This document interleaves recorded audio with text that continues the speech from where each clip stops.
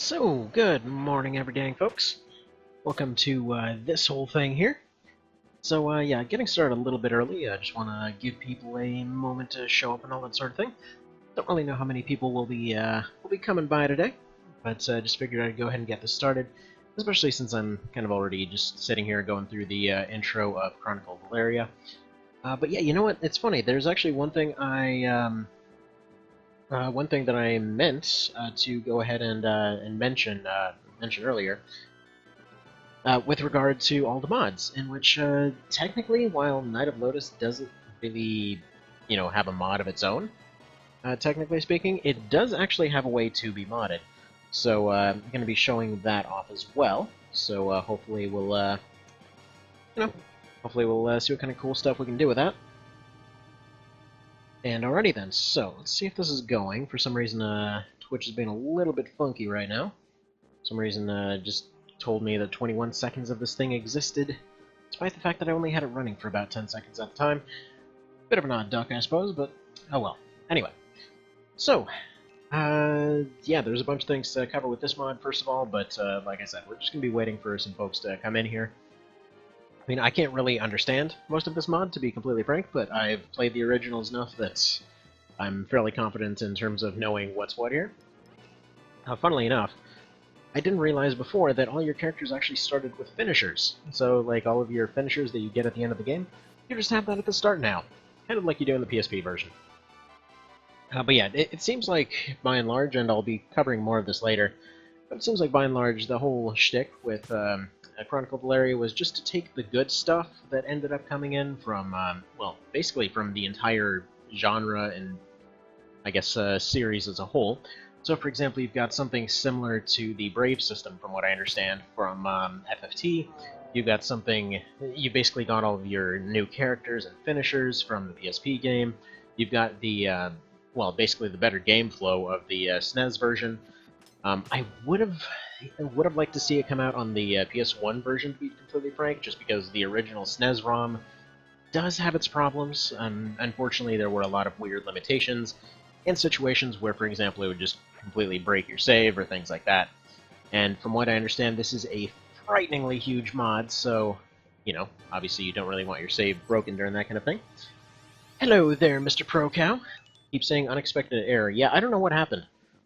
The only notice that I got was that Pan started hosting, and at that point, for whatever reason, it said that the previous video had disappeared, and then it started getting errors, and now I think it's fine. Is it better now? Would anybody be able to tell me? Oh, by the way, I had no idea what to name Denim, so I accidentally named him a weird string of characters here. So yeah, if anybody can tell me if they're still getting that unexpected error thing, would be good to know. Anybody? Anybody? Anybody?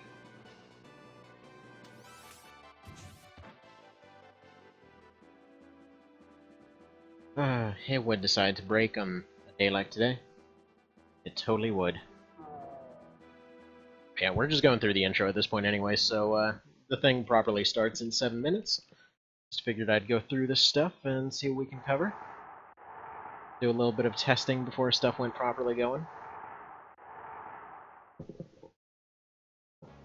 So yeah, if anybody would be able to tell me whether they're still getting that weird error, that would be very nice to know. Because, yeah, on my end, it's showing perfectly fine, so I'm not sure what to do about that. Generally speaking, I like to keep it up on a separate device so that I can know what's going on there, hopefully. But I'm not seeing any video jank or anything. It just basically seemed to cut out after the first one. Alright, so we'll go ahead and go with this. Something I should note, by the way, it seems like the controls are slightly different in this version. So the original SNES one actually used what would be the equivalent of triangle and circle for its controls. It does seem like they switched over to the PS1 controls for the sake of this one, even though it still uses the original ROM. But okay. Yeah, now it's down to 2, so I wish I knew what was going on with that. Definitely must still be happening. That's strange. Why is it showing up fine on my end, but not working for others? And looking at my connections here, everything's looking stable. Let's see. Yeah, this has to be a Twitch issue. Of course it would be, the one day that it freaks out, huh? Well, crap. That's really disappointing.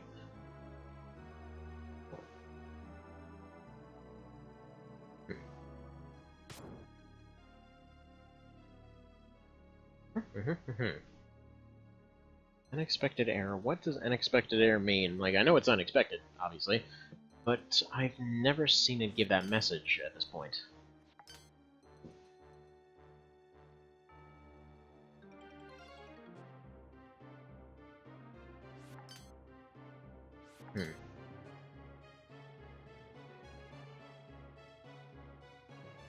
Let's try resetting this thing over here, see if that helps.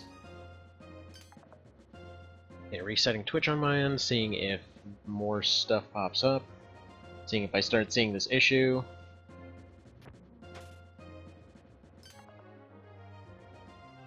And no, I don't know, it's still showing fine on my end.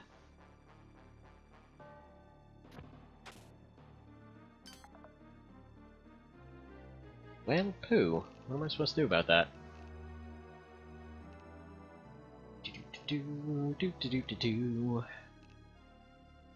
Alright, needs to show me an ad real quick, so let me see if it's gonna pop up after that. Yeah, it doesn't seem like it's a lag issue, because I'm sure somebody would have mentioned if it was a lag issue. Expected error seems like it would be a connection issue on the other end, if I were to assume. Unclear, unclear. Anyway, I'm gonna just go ahead and assume everything will hopefully work out. I think it might be something to do with that whole hosting thing. Like, I wonder if maybe that switches over to some other section or something. I don't know. I'm completely just talking out of nowhere here. I have absolutely no clue what might have potentially caused that. But we'll see. We'll see. Okay, we got one new person. New person, can you tell me, is it showing up properly for you, or are you also getting the unexpected error message? Would be good to know.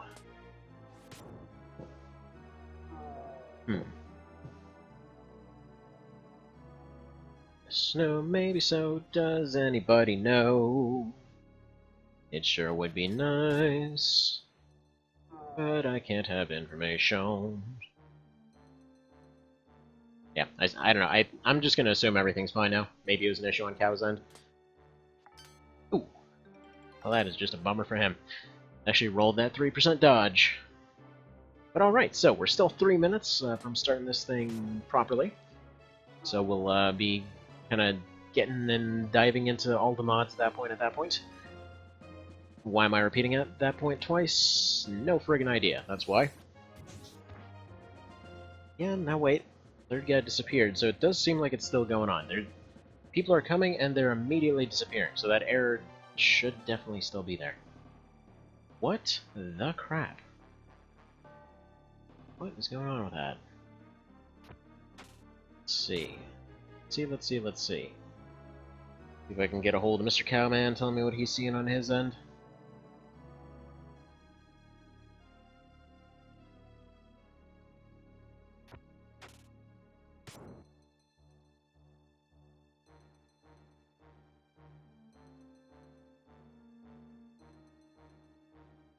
Alright, let's see. Working now? I don't know. Let's see what he responds with. Really hope that is a yes, it's definitely working. Please make it, confirm that it works. Alright. Got absolutely no confirmation out of that. Perfect. Just what I wanted. Who needs information anyway? Yeah, so as far as I can tell, there's really no actual worry about losing this original intro or anything else, so gonna putz around like usual, let them handle all the fighting. They basically go in and one-shot everything anyway. So no huge worry there. Same old as far as that goes. Ooh, I got a screenshot. Okay. Let's see, what does this say?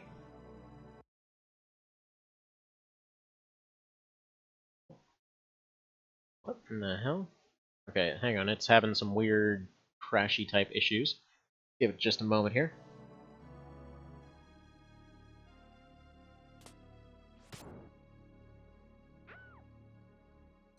Never mind. Okay, it's back now.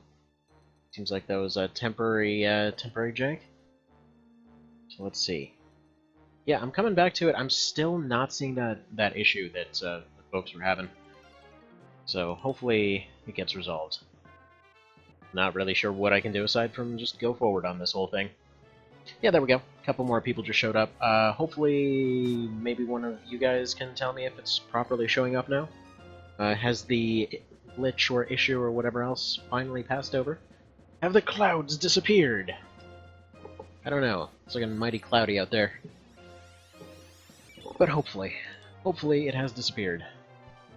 I'm pretty sure folks are getting a little bit tired of me mentioning this error that they may not be able to see. Yeah, I don't know. Oh well, there's folks here now, so I'm assuming it's gonna work fine. So, it's 8:30 now, so I guess we might as well get started on this thing. So welcome everybody to the celebration of getting 500 dudes on that subreddit-y type dealie.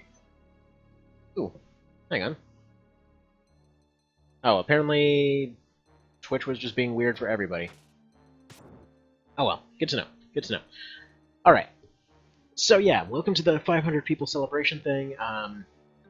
You know, I'm Coffee Potato. I generally am kind of a bit of a nut about this series. And yeah, just wanted to go ahead and dedicate a day to going over all of the mods and cool crap you can do with the series. If, you know, you want to go back and you want to experience some new stuff, see what kind of cool things have been made over the years, what kind of cool stuff has been come up with. So first of all, we're going to go ahead and get started here with Chronicle Valaria. Alright, she's just going to go ahead and teleport out of here. Because, you know, she just can do that now. Oh well.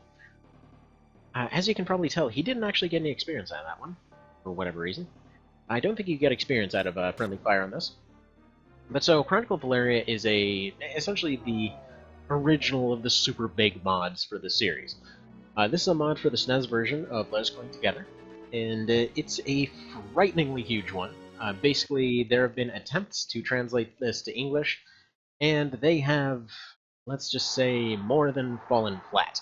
To be blunt, it's just, they've put so much stuff into this one that the actual act of translating it kind of caused everybody who attempted it to completely nope out of the project.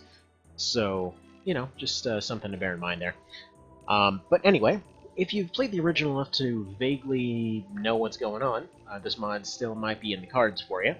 Like, I've played the absolute hell out of the originals, and I'm pretty sure I know most of the dialogue, well, by heart by this point.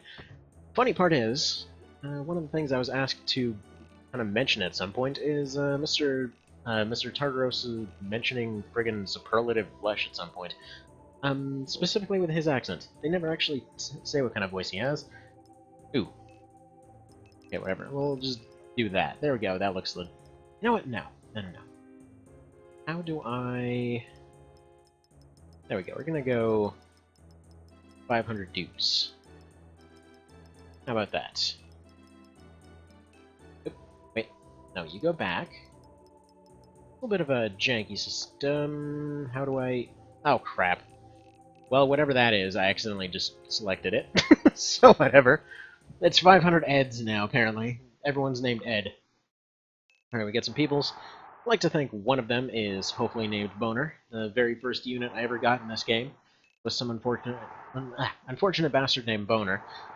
Yeah, some of those original names were amazing.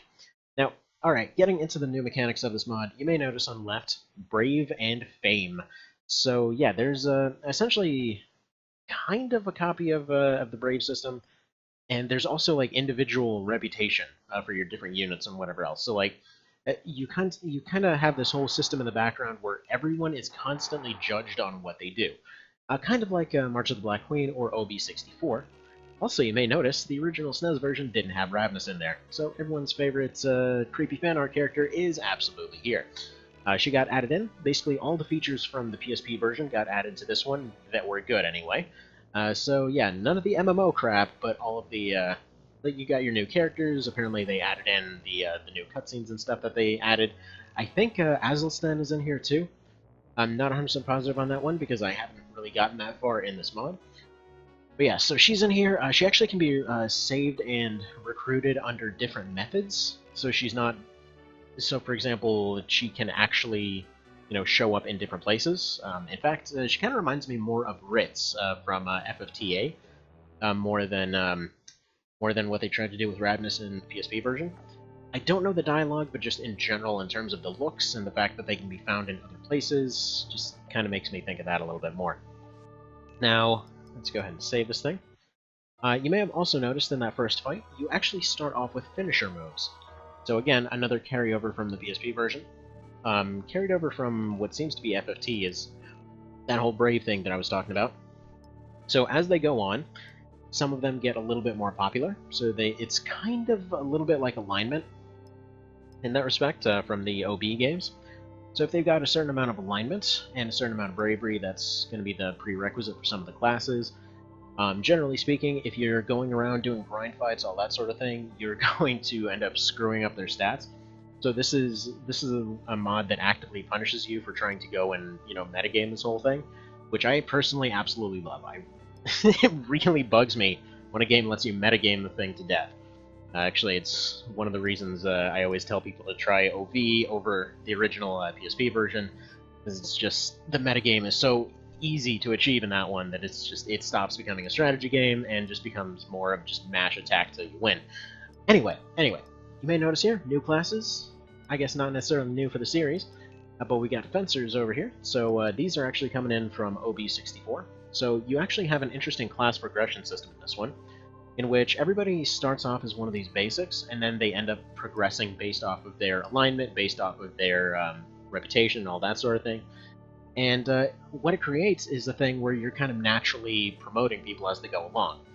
And so, for example, like these guys, I know they can end up becoming several different types of Swordmaster. Like you've got your good guy ones, your bad guy ones.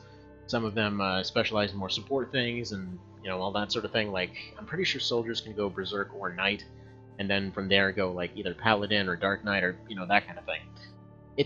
There is a absolutely astounding amount of stuff in there. So lots of new classes, lots of new options, lots of new things. I think you can actually even save Lenar in this version. So yeah, if that's your thing, this is absolutely the mod for you. I'm just going to be doing the first hour or so here. Just basically at 9:30 we're going to be switching over to the next one. So also you may notice, you actually get to start off with a proper team. In the original, you would just start off with a few basic soldiers. You wouldn't really often have any specials with you. So yeah, start off with the archer and fencer in this particular instance. Apparently the starter question answers are also changed a fair bit. You may notice this original fight also has some new units. In general, I'd say most of the early game just seems to add one extra unit or so, just to kind of get you started on the kinds of different progressions you can start seeing. But usually you can tell what kind of stuff they'll, for lack of a better term, evolve into based off of their uniforms. So, for example, you can kind of tell the fencer looks a little bit like a Diet Swordmaster, and he'll become one eventually. As far as difficulty goes, it seems like the balance is a little bit less insane than the original, so we'll see how that goes. Generally speaking, you are expected, to use and lose more units, as far as I can tell. Especially the fact that they start you off with a lot more of them. But yeah, definitely more of a. I would say this is exactly what would happen if OB made the full transition to TO a bit easier. So yeah, you've almost got your full team of 10 right off the bat. But yeah, so we can just move forward here. I don't think there's much I need to do to alter these starter guys. Canopus is still OP as all hell early on, because he's freaking Canopus. That's just what he does. Hello there, Mr. Procow. Yes, it seems to be working now. I don't know what in the actual hell is going on with Twitch, though, because it does seem to be going up and down. Like, I can't help but notice that the numbers keep switching around all over the place. So, yeah, like, for example, I'm seeing, like, 1, and then I'm seeing 8, and then I'm seeing 0, and then I'm seeing friggin' 7 again. I don't know what's the story there. Also, yeah, Canopus is really friggin' OP. Can't help but notice. But yeah, so Chronicle Valaria, yeah, especially if it's really one I'd recommend if you've, again, played the hell out of the originals to the point where you basically know what everything already does without having the words there. Like, right here, I'm barely noticing the Japanese, because I mean, everything is in symbols. Like, aside from the dialogue, which I probably won't get any of the dialogue. Yeah, I don't speak Nintendo, but yeah. In fact, I should probably go ahead and turn off those notifications that it keeps trying to do. Something else that's a little bit different here.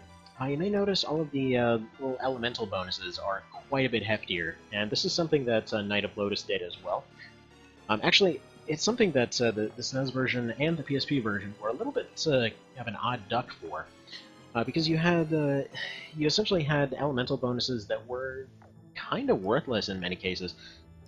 You would end up... By the way, I'm talking about the terrain tile bonuses. So, like, if you look at the bottom right here, you'll see they're only getting a little bit of extra for water, you're losing a little bit for earth and fire, and then you're getting a lot of wind because it's an open plains area. It usually was a range from about 1 to 5, so in the original. And in the PSP remake, they changed it again to 1 to 5, but it was typically about 1 to 3. Again, those bonuses were so tiny that it never really ever... Like, it wasn't one of those things you ever really even thought about. And then they seemed to up it to about 8 in Knight of Lodis, which seems to be what they did here. Whether there's actually inspiration there, I can't tell you. Again, as with many things that tend to come out of Japan, they weren't super big on actually sharing anything with the Western audience. So aside from the fact that this mod exists, and the fact that several people noped out of translating it, there really isn't a whole lot of news. I mean, there's several people that put up full-on feature lists and things like that, which, by the way, I will go ahead and post in the chat here in just a minute. So does it count me as a person? Hell if I know. Maybe? I'm pretty sure there's I know there's always at least one that shows up, so it might. Because typically I just have it up in front of me to make sure it's not lagging like that one time with the Cerebro mod, wherein, yeah, I kept asking over and over, and then it turns out that I could have just been watching it the entire time and seeing that it was stuttering like an absolute psycho. But what can you do? I'll say, okay, this guy is still fairly strong. He's actually starting with a reasonably high int if he's already getting AoE moves. They might just be default now. Boy. Pardon me for the coughing there. Something went down the wrong tube. But alright. So yeah, pretty darn fun stuff. I really, really like the whole reputation system. Oh, before I forget, and this is kind of one of those things that makes me consider this mod like the second-gen Pokemon of these mods, right? Because it takes everything that the original did, and then it's like, okay, so here's, you know, all the features from these other versions, plus they added a day-night cycle, so there's just all kinds of cool stuff going on. But yeah, there's a full-on day-night cycle. Part of that whole reputation thing is whether you decide to fight during the day or night. So if you end up taking night encounters and stuff like that, and you end up taking them repeatedly, your guys' alignment goes down, or your reputation goes down, because they're like, oh yeah, these guys are just going in and stabbing everybody in the night. But they're going to end up fighting better at night. If you fight during the day, you become better during the day and all that sort of thing. I'm not super clear on all the specifics, just to clarify. Also, by the way, yes, Wait, what's this one do? What the hell? Okay, there's apparently a retreat option. Interesting. So they have the ability to just straight up run away. Good to know. Actually, that's very, very useful, in fact. I really like that. So there we go, let's finish her off. I should probably see if they added shield accuracy. It seems like a lot of mods kind of had the idea of giving you some sort of accurate option.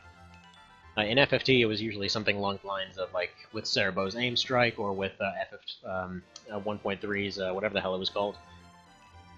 But yeah, it's one of those features that a lot of SRPGs like to do. Now, I was hoping... Let's see, can we convince you to join? Join us, douchebag! You know you want to join us, we insulted you. Okay, well, unlike KOL, they don't seem to counterattack you if they don't join, so that's good to know. Alright, but we definitely don't want to use that retreat option anymore. And once again, roll the 9% dodge. They're just really getting those low percent dodges all the time now, aren't they?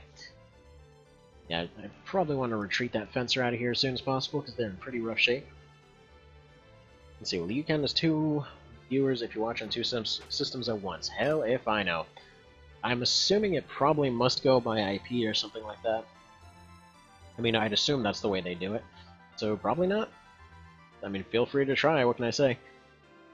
I'm not gonna say no. Though, to be fair, we should have a fair number of people coming in and out. A, that's what she said. B, I just would kind of expect so, given the surprisingly quick response we got out of this whole 500 people dealie. Like, I was asking some folks that I knew and all that, but then several more ended up coming out just from the message. Like, I think there was 10 that came from the post? Anyway, more than usual. So that's what we're going to go with. So I can't help but notice archers have a really long move range now. Right. Let's go ahead and pew-pew on you. Yeah, they definitely seem to have reduced power, but very increased move range, so I'm liking that one.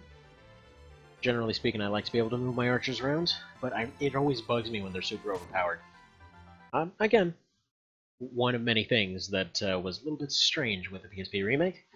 They're like, let's take archers, and you know how they were overpowered in the SNES game? Let's make them even more overpowered. Let's just make them hit like a friggin' meteorite, and yeah, I don't know what's up with that.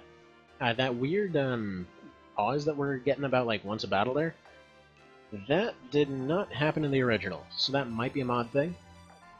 Again, I can't say for certain. Please take everything I say about this thing with a bit of a grain of salt. I'm basing everything I'm saying about it off of the original and off of the series as a whole, but I can't read Japanese, and while I've gone through the changelogs and things like that a few times, I may not remember everything, because my memory is a complete load of crap, so, you know, just bear that in mind. Alright. So, let's have you go over here. Perfect. Yeah, I mean, overall, we're doing pretty well here. Don't think we really have much to worry about. Actually, you know what, with how OP Canopus is, I'm really hoping that he actually doesn't join here. Because I know there is some story stuff that's been changed. And quite frankly, him not joining, like, I think the ideal way for him to have been handled is just like, he's really strong, but he doesn't join you. You know, because why would he? But he's just like, he shows up as a guest every now and then. Like, if he was just some random, like, event that could just show up during a fight, you know? Like, say you're losing or whatever else, and then suddenly Canopus flies in. It's like, hey, you know, just was kind of hanging out here, just thought I'd see what you're up to. Okay, yeah. So this wizard does retain his ridiculous durability from the original. So if you've never played the original, yeah, this guy can friggin' outfight your frontliners in most cases. It should also be noted, I know there was some version of an armor system that was put into this. The full extent of it, I really can't say for sure, but I'm pretty sure it functions similarly to kind of what One Vision kind of went for. Kinda. Just gonna say kinda 50 trillion times. Anyway, yeah, I think it's kind of something similar to what they went for. So we'll see. Suppose we'll see. I'm gonna go fight that guy. Give him a little bit of whack there. Perfect. Now, I don't know if I'm missing it or something, but I don't think his Denim's XP is showing up. I wonder if that's intentional. Let's see. Sonic Fallout 76 has the same score on Rotten Tomatoes as Sonic 06. I'm not even surprised. Like, they basically took what was already Fallout 4, which already made fans of the series pretty darn pissed, I would figure. Like, personally, I absolutely loved Fallout until 4. It's not, like, 4 itself, if it was its own game, I would have loved it. As a Fallout game, it sucks. Like, it basically just crapped on most of the features of the thing. Like, if you just play it, like I said, if you play it as its own thing, it's alright. 76 took all the worst parts of it, and they're like, yeah, we're gonna make this into our next thing. Let's just see how far we can friggin' push this envelope. Now, I don't know why they did that. It makes no sense. Also, I just accidentally paused this, and I don't know how to unpause it. Do I just tell you to go now? Okay, that's suspend. How do I tell you to go now? That's some weirdness. It seems like it just kind of paused and it doesn't have a means to unpause. How does that work? What if I select you? What if I select you? and now it has seemingly paused. Let's see. A lot of game companies seem to have lost their way. Yeah, I don't know. It's a really weird decision. And it's funny because people were mentioning it from the very earliest announcements, like, why are you essentially taking what should probably be a DLC for your other thing that's kind of doing all right and using it to trash your own reputation? What exactly happened there? Alright, so, this, weirdly enough, for some reason the mod seems to be having issues. This might just be an issue with emulation on my end, but there's something going on here. Why on earth can I not continue? The fight has stopped, and I'm not getting the option to tell them to continue. Like, I'm getting... Will that work fine? Will it do your thing? There we go. I think I was thinking that was the return to menu option. My apologies. My apologies. Let's see. This is why retro games are popular. Very true. Very true. And yeah, I'm kind of glad to see this this genre starting to make a little bit more of a comeback now. By the way, does archery still have point-blank immunity? Sure does. I'm actually a little bit surprised that they didn't change that. So archery, one of the reasons that it was so OP in the original is the fact that you could just run up to somebody, friggin' pop them in the face, and they would never counter. So you were better off going and giving all your knights bows as opposed to melee weapons, because they'd never trigger a counter from anybody. But anyway, yeah. Definitely glad to see this genre starting to make more of a comeback. Like, I know Fellseal came out recently, that's been getting pretty positive remarks from people. In fact, somebody had actually asked me to cover that one in the near future, so probably after the Thanksgiving break I'm going to go ahead and do that. But yeah, we're seeing a lot of mods come out, especially the two biggest ones as far as the OB and TO series. We're seeing One Vision is still in development. That's probably going to reach 1.0 presumably within a year or so. In theory, anyway. I don't want to throw any numbers out there, but he's he's basically on what I assume to be the last huge phase of the thing. Most of it's already done. Then we have OB Hammerfall that's in the works. That one is looking really positive at this point. They have an entire team that's, well, basically going and doing a bunch of good stuff with the whole thing. They're regularly getting all the different features discussed and all of that sort of thing, which, again, you'd think it would be okay to just have one person going through and making all the changes they want, but it's usually good to have a bit of a democracy thing going on, and usually you don't see bigger modding teams coming together for this kind of project.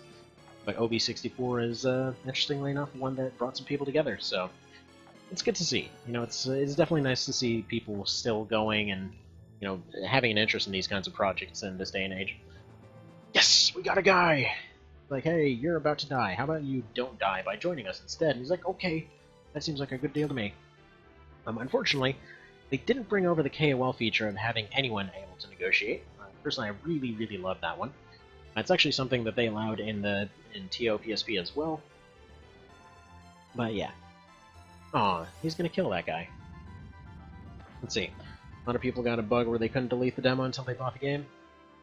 Oh man, we got a casualty to our name. Look, I joined you and I got roasted for it. This was a bad decision. Sorry, guy. Sorry. Maybe his name was Boner. I don't know. I can't tell. But oh well, yeah, no, 76 looked like a complete load of hot garbage. Like, honestly, just looking at the fact that they even kept the engine on was already enough for me never to want to try it. And then just more news kept coming out every single time there was another update. Like, oh yeah, you can't delete the game unless you pay them. You get a bunch of friggin' save deletion bugs. You get a bunch of stuff where people's frame rate is basically deciding how much damage they do and things like that. It's dumb. It's really, really dumb.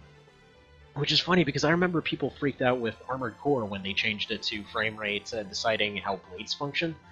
And it's a feature like, okay, it'll never probably come up for most people, so it's not an issue. It's an easy way for them to make it function better on the PSP. And then it happens on something like Fallout 76. It's like, dude, friggin' everybody that was interested in this is gonna be pissed. What are you thinking? And I guess they just figured nobody would notice, but like, you're putting it in a thing where a lot of people are gonna notice. Like, somebody will notice this. So I don't know. I don't know what they were thinking with it. But what else? Whatever. We're here to discuss games that don't suck. So yeah, more TO and OB going on over here. I should be done with this fight relatively soon. See if we can go shank this guy in the back. Mr. Friggin' Wizardlington here. Pretty friggin' strong still. Oh. God dang, I really should have trained these guys before bringing them in. Yeah, I can't help but notice, it does seem like training is going to be a bit more necessary with this mod.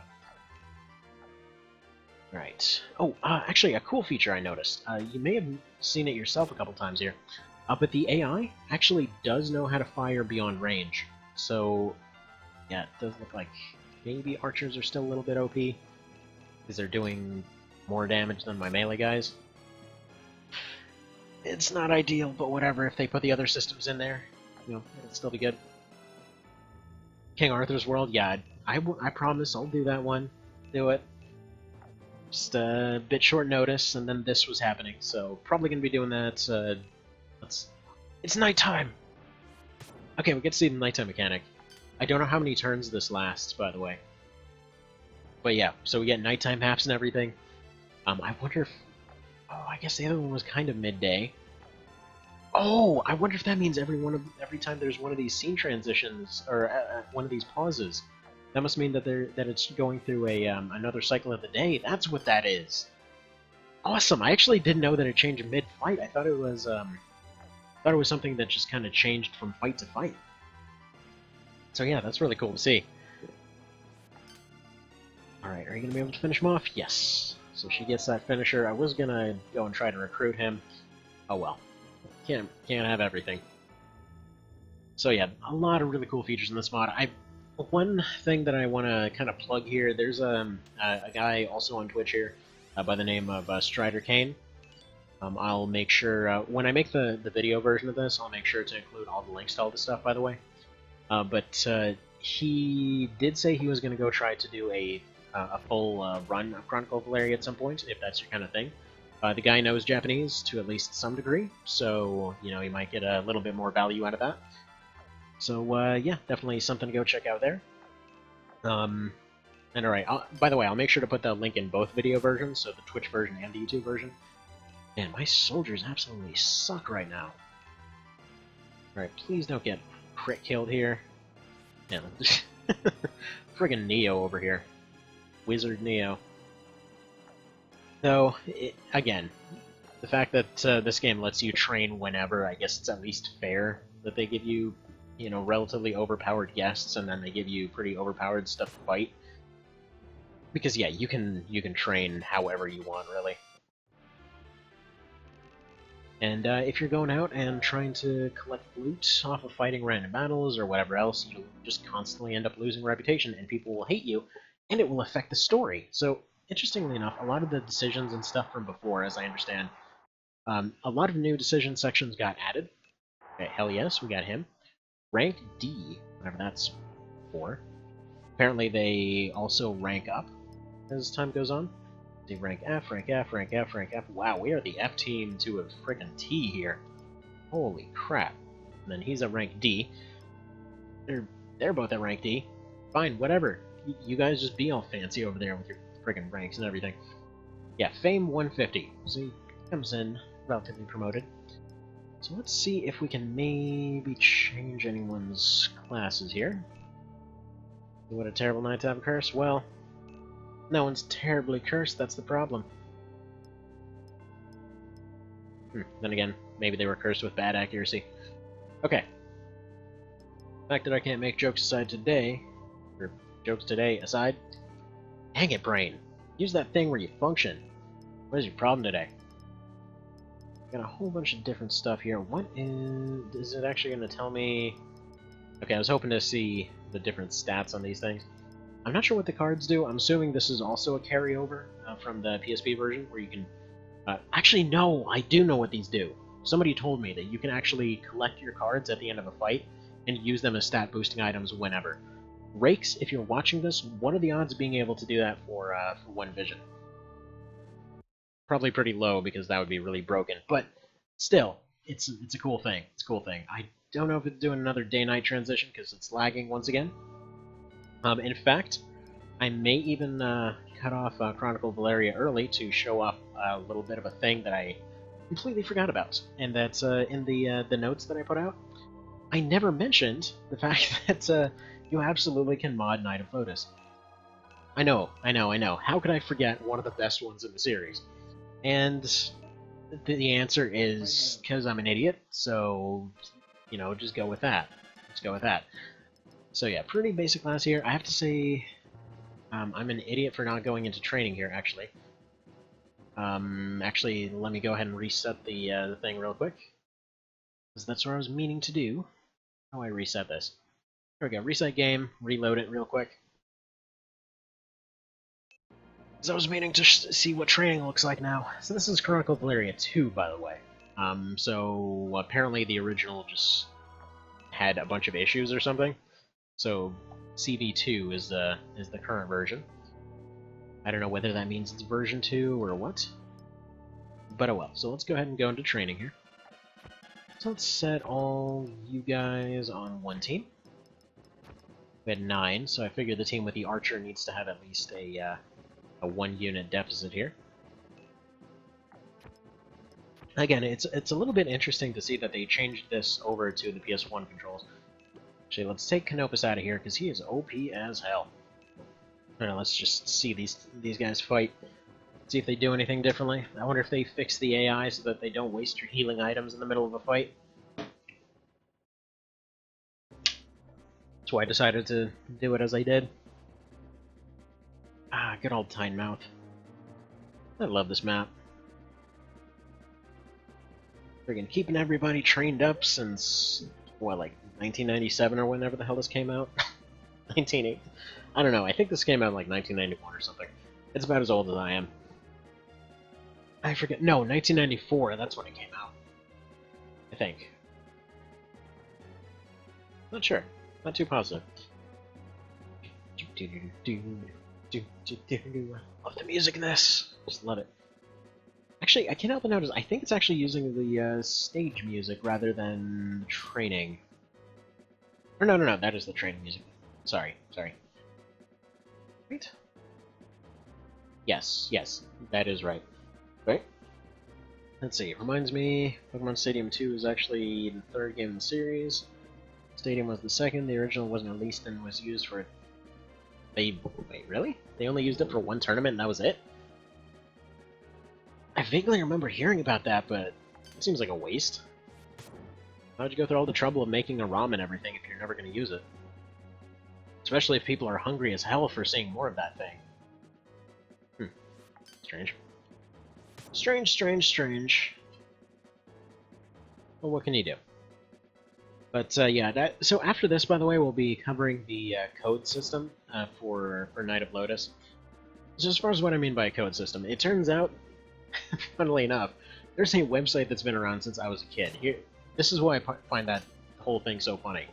Because when I was friggin' 7, 8, something like that, whenever Knight of Lodis first came out, there was a site at the time, just tacticsogre.com, and some guy had gone on there and made all these helpful lists and where to find all the items and how to get all the emblems and a section for codes. I was like, how do I use these codes? Long story short, I don't know, because I didn't have a Game Shark or any of that. And so, I go back there every time I'm going back and doing a run, going to check on how to unlock this or the other, because I probably forgot. And, once again, see the code section. Don't really think much about it. Bear in mind, I'm already looking at different mods and stuff at this point. Already going and covering One Vision and everything, and, actively thinking about and asking people to make some mod of Knight of Lodis. And so, time goes on. And, yeah, yesterday, I'm going and getting stuff ready for this thing. And, yeah. Oh yeah, so they definitely do still waste your healing items. Thank you, Mr. Fencer. What a bummer. I should have stripped them all down. Honestly, that is one of the few bits of tedium that I am not a fan of in the original Let Us Clean Together here. Just having to take everybody's healing items off for the frequent training you have to do. Any darn ways. So, again, going through it, looking at the codes. And yeah, sure enough, you know, I was going and setting up a mermaid run for Night of Lodis as the next challenge after the OB64 Fairy Challenge, and I was like, you know what? It just occurred to me that there's absolutely mods for this game. You can literally change any aspect of the game to your liking. There's codes for frickin' everything on there. I felt like such an idiot because it was there the whole time. It was there for friggin' like since I was a little kid. It was there before any of these other mods were even a twinkle in anyone's brain eye situation. Like it was there the whole time, and I never saw it. If anyone doubts that I'm an idiot, like it's been there for friggin' 2 decades. I've been regularly staring at the site and I never noticed it. So, yeah, impressively stupid. Sometimes comes up. Alright. So you wanting to see more is how the 2 stadium games came about? Fair enough, fair enough. But yeah, I'm just amazed that they would have made a ROM for that. And they're like, yeah, I don't think anyone's gonna buy this. Despite the fact that you could probably put friggin' the Pokemon logo on a turret at that point and somebody would have bought it. Alright, and they trained all the way through the day into the night. Feels like we should be playing some Make a Man Out of You in the back of this. Yeah, I'm not quite seeing the point of the fencers just yet, aside from... I don't know, I'm gonna go ahead and assume that when it comes to the fencers, they're just there to train to be a swordmaster, that they're maybe not supposed to be as good as the soldiers. There is a lot of stuff that's gonna be in this that I'm not really gonna understand, again. But yeah, there's definitely a good promotion system in here, there's definitely a lot more choices and stuff like that. Honestly, if somebody did like a full translation and everything, that would be amazing, but I just don't see it happening, especially due to the fact that the original mod author, from what I understand, has just kind of moved on to other things. So I wouldn't expect any new updates or anything, I wouldn't expect any translations, and again, the only guy that got reasonably far into a translation, he's not exactly... It seemed like he practically got mentally scarred from the whole thing, so I wouldn't exactly expect him to make a comeback. Also, something else that I can't help but notice here. When it comes to the counter system, I believe it's based off of their Brave score, just like it was in FFT. Because originally, if they got attacked from the back, they wouldn't counter. If they got attacked from the sides or front, they would always counter. And it seems to be like they have a chance of some kind, which I assume is tied to their Brave stat. At least it's what makes sense. So yeah. Well, what's going on there, Mr. Pro Cow? What's with the giant eyeball thing? Which part was weird? Probably all of it. But such is life. So yeah, I think we're gonna try Chrysero. Probably gonna end up eating it at Chrysero because, again, it seems like these guys need a few training fights before they're gonna be reasonably competent. I will say that is one of the things that the remake definitely did a little better. As much as I absolutely adore the training system. I want to point that out. In all 3 of the games where there's a training system, it's amazing, and nowhere was it handled better than OB64 in my opinion. Just because it was very limited, it made sense in the actual context of things, and it was rubber banded enough to where everything was just tethered in place. Everything was all good. It had extra mechanics tied to it. That is the way that it should be done. Like, if they wanted to redo the training system in this, really what they should have done is just same thing. Add some kind of money cost to it. Make it go up based off who's participating. Bear in mind, this probably would have been way too much of an effort to actually do. But yeah, you basically, if you've never played OB64, the way it works is just between fights, you have the option to go back and go back and visit other areas if you want to. The only experience you can get out of those is if you have a rare encounter with one of the random things traveling around. You're maybe going to get a few points in that's it. So I mean, if you wanted to, you could completely max your level out doing it that way. You also might die of old age before then. So there's that. But then, at the same time, you have the training system, which allows you to bring a full squad. You will fight a squad of relatively equal level, and you essentially put what is more or less a bet down. So like, okay, we'll train with you, but it'll be like $1,400, and then they go in there, and then they fight, and you know, if they win, they get the experience out of it. If they lose, no harm, no foul. So they don't die, they don't take any permanent losses or any of that, but it's still, you know, it's a way that you have training, it's relatively quick, usually 1 or 2 will be enough to get anybody up from whatever level they're at. It doesn't give them the most amazing bonuses ever, like they get a few points here and there, but even if there's a level difference, units can still hurt the other guys if they're meant to, which is something that, it's something that when the series was done right, it was kind of a staple, but it was definitely missing in a lot of cases. Like, kind of going through the series, in March of the Black Queen, they tried, but again, it was fairly early into the whole thing, so I really can't fault them for maybe getting some stuff wrong sometimes. When it comes to,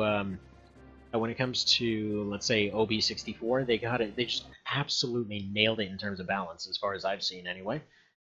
Because, yeah, even when units are vastly underleveled, they're still usually able to have some way that you can get them back up to par, or, you know, have them participate in the fight in some manner.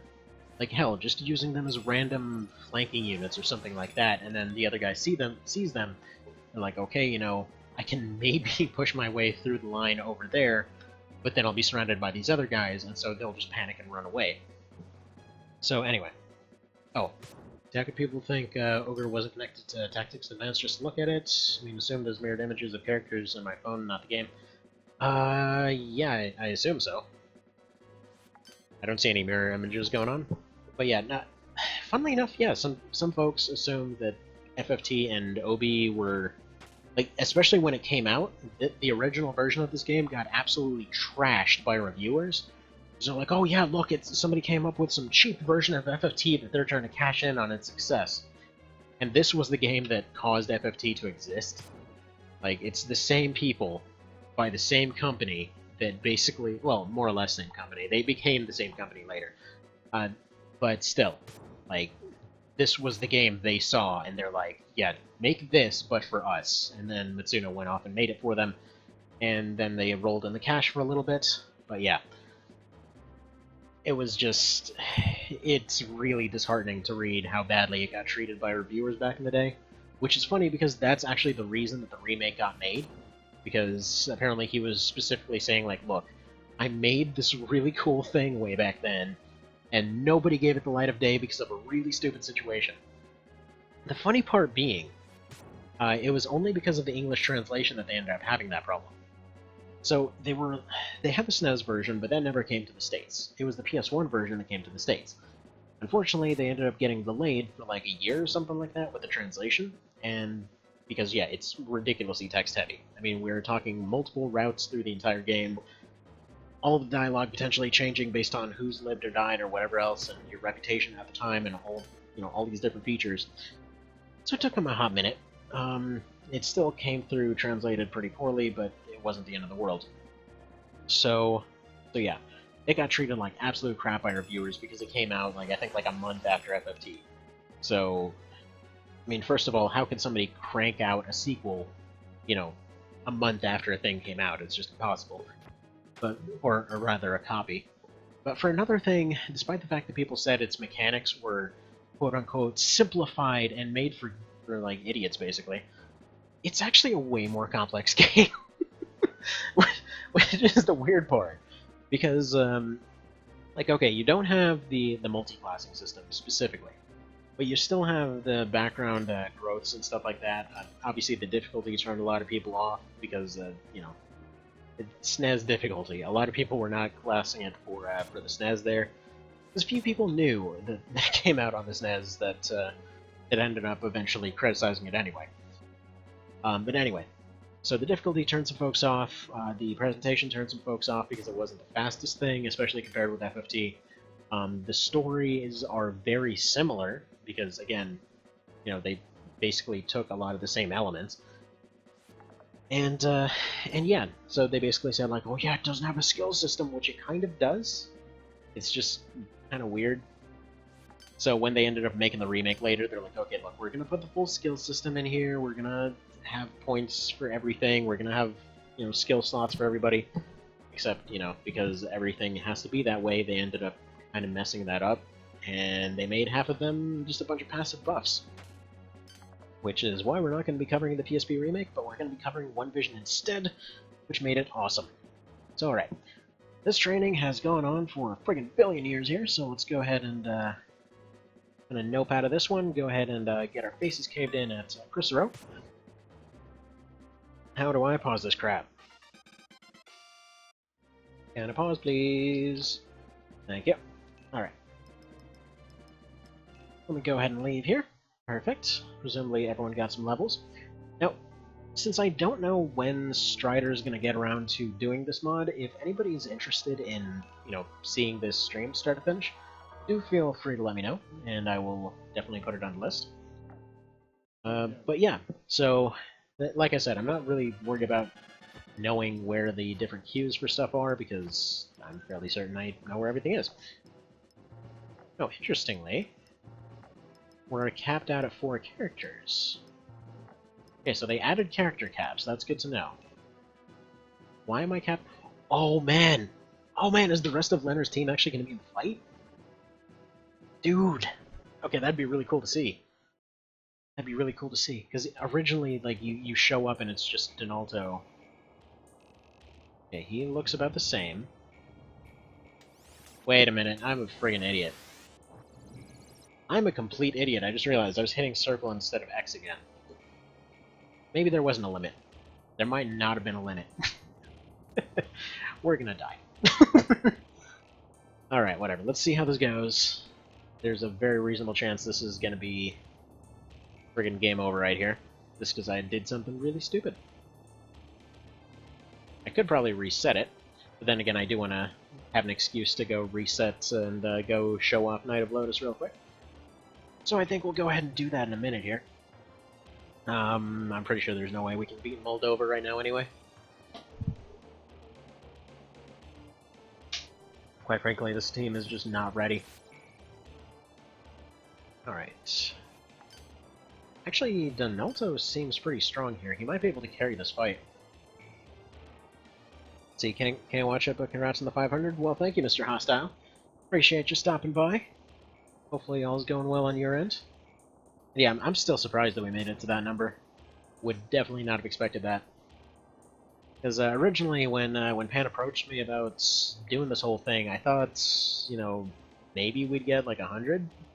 It seemed like, there really weren't that many people that were interested in the series. But yeah, there were definitely far more than I would have expected. And yeah, more keep coming by every day, keep coming by every week. Some days we get 1 person, some weeks we end up getting 10, so... It's good stuff. It's good stuff.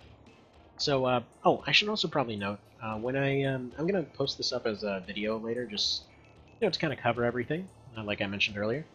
But, all the links, all of the everything will be in both the post and the video, so if you don't want to go watch the thing, which, I mean, if you're watching here, I'd assume you'd watch that too. I don't know, whatever, we'll, ignore that for the moment. And yeah, we're getting weird emulator jank again.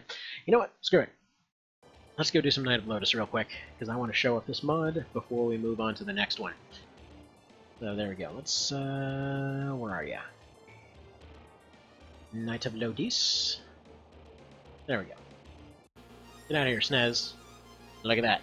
Insta-switching. Look at all this preparedness and stuff. I know, actually prepared for once. Who friggin' knew? Now, it's going to be running in fast forward, so if you don't like these sudden bagpipe sounds, do let me know. This is actually my save file from the ferry run. As you see, we've got friggin' Steve the Murder Fairy and all that kind of thing going on. Now, the funny thing is, there's, like I was mentioning, there's a ton of codes, and actually I'll go ahead and pull that up here real quick, just to show you what I'm talking about. Yeah, it's gonna do a little bit of jank real quick. Let's go ahead and pop that sucker in there. Alright. Go down here, you go up here. Now let's switch over to full screen. Just to kind of show what I mean here. Where's my full screen? Is it this one? Seems like it's this one. Actually, wait. I should probably do this one. There we go. That one. Let's get GBA out of the way. And here's what we're looking at. So, go down here. You can see these will all just be different codes. This will vary by emulator, and I know, depending on what your system is, he actually has included a bunch of different codes in here. So you've got for different equipables, different expendables, different spells, classes for hire. The classes for hire part is what definitely interested me the most, is what you've got in here, and I don't know if this will come through, just because these codes are a little bit tiny, so if we just zoom in here a little bit, you can basically... Oh, there we go. You can tell the game to automatically overwrite whatever you hire with one of these. So if you want to do just like an all friggin' witch run or something, or you want to do an all mermaid run like I was going to do, so I believe I already have the code done here. Actually, wait, don't go into training. And training. There we go. Let's see. I mean, literally can't watch the stream for some reason, it's just a black screen. Yeah, I don't know, Cow is having that issue too. I don't know what that's all about. It seems like if you leave and come back, it's fixed. It seems to be some issue on Twitch's end.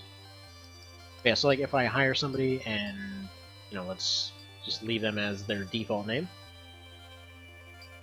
Thompson, okay, that's fine. So right now, they'll come in as a soldier, right? Now, go to the options here, go to the, what is it? Go to the cheats. Now we go ahead and activate this. There we go. So, as far as how these work, by the way, since this actually confused me at first, you actually put them up here, and then you give a description down here, and then you put in what kind of code it is. So this will vary by emulator. I use no cache. I know it's a complete piece of crap, but it's just the one that I know. So don't buy me. I know, it's garbage. I'm well aware. So this time, they'll come in as a mermaid. Now, they won't change their sprite on this first menu, don't worry about that. If you go over here, you'll see they're now hired, they're able to function as they normally would. This does seem to reset every time that you restart the thing. Let's see, I'll send you a screenshot over Discord. I'm pretty sure it's going to look exactly like the one Mr. Cow sent me. So yeah, I don't know what's going on with that. But yeah, so you can actually get yourself any units that you want this way. Like, any at all whatsoever. Let's see. Can I get that screenshot? I don't know, I'm gonna take a quick second look at that screenshot when I have a chance here. So yeah, if you want to go ahead and mod your game here, it's definitely not like a full-on redo mod or anything, but you can do things like coming in with Hell Gigantes and stuff like that. So you've got all of those, you can do an all-zombie run, you can... basically, as long as something has animations, it will still work. For example, I think it was Duke Knights or something like that, that he had a warning that they may not work right. They're somewhere up here. Let's see. Gonna zoom out a little bit just to look those warnings. Okay. Right. So once a class code is activated, simply go to the nearest city and hire the class like any other. Start by hiring a soldier since it's the cheapest, and choose the desired starting level, element, and name. Now the desired class will appear with the appropriate stats instead of the soldiers, Finish hiring the character to have it appear in your roster ready to use. The Demon, Dark Knight, Dark Angel, and Bandit will freeze the game if they use Atropos, Clotho, or Lachesis. Don't have the enemy classes try to persuade either. The Doll will freeze the game if it does anything other than move in battle. Okay, so the Doll is apparently you can turn a character into the into Elric's doll for some reason. Anyway, I suppose it's there if you want it. But yeah, so basically, I just didn't have this one on the list, so I figured I'd go ahead and cover it. As far as all these different links go, like I said, I'll cover all this. I'll go and include all this stuff once it's all done. Actually, okay, let's see the screenshot that Celtic sent over, because I'm pretty sure it's going to look identical to Mr. Cow's. Yeah, I don't suppose anyone else is getting the black screen issue. Or what it, like... Apparently it started working for Mr. Cow there.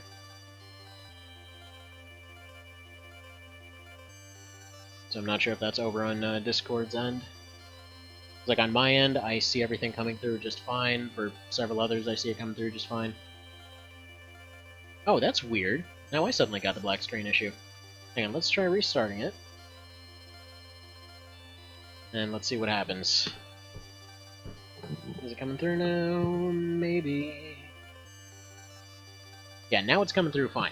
So I reset it, and it's working fine. So if you're having that issue, just exit and go back into it. That does seem to be a Twitch thing. Alright, so next up, go ahead and turn that off. So we'll be going back to the SNES next. Turn that off. And alright, next we'll do OB hard type. So this is another one of those ones that just kind of caught me by surprise. Because, you know, if you've ever wanted a situation where, you know, you have your, you want to play some OB64, right? But emulating it is a complete piece of nonsense, especially if you're trying to emulate it on mobile. You know, it's not happening for you, you don't know what to do. Well, that's when you go to OB hard type. Because this brings in a lot of the cool stuff from OB64, and just, you know, brings it back a generation.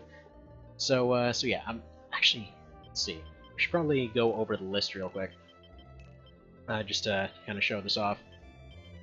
Because this one I'm fully willing to let go a little bit long, because I absolutely adore this mod. So let's, actually let's go full screen here real quick.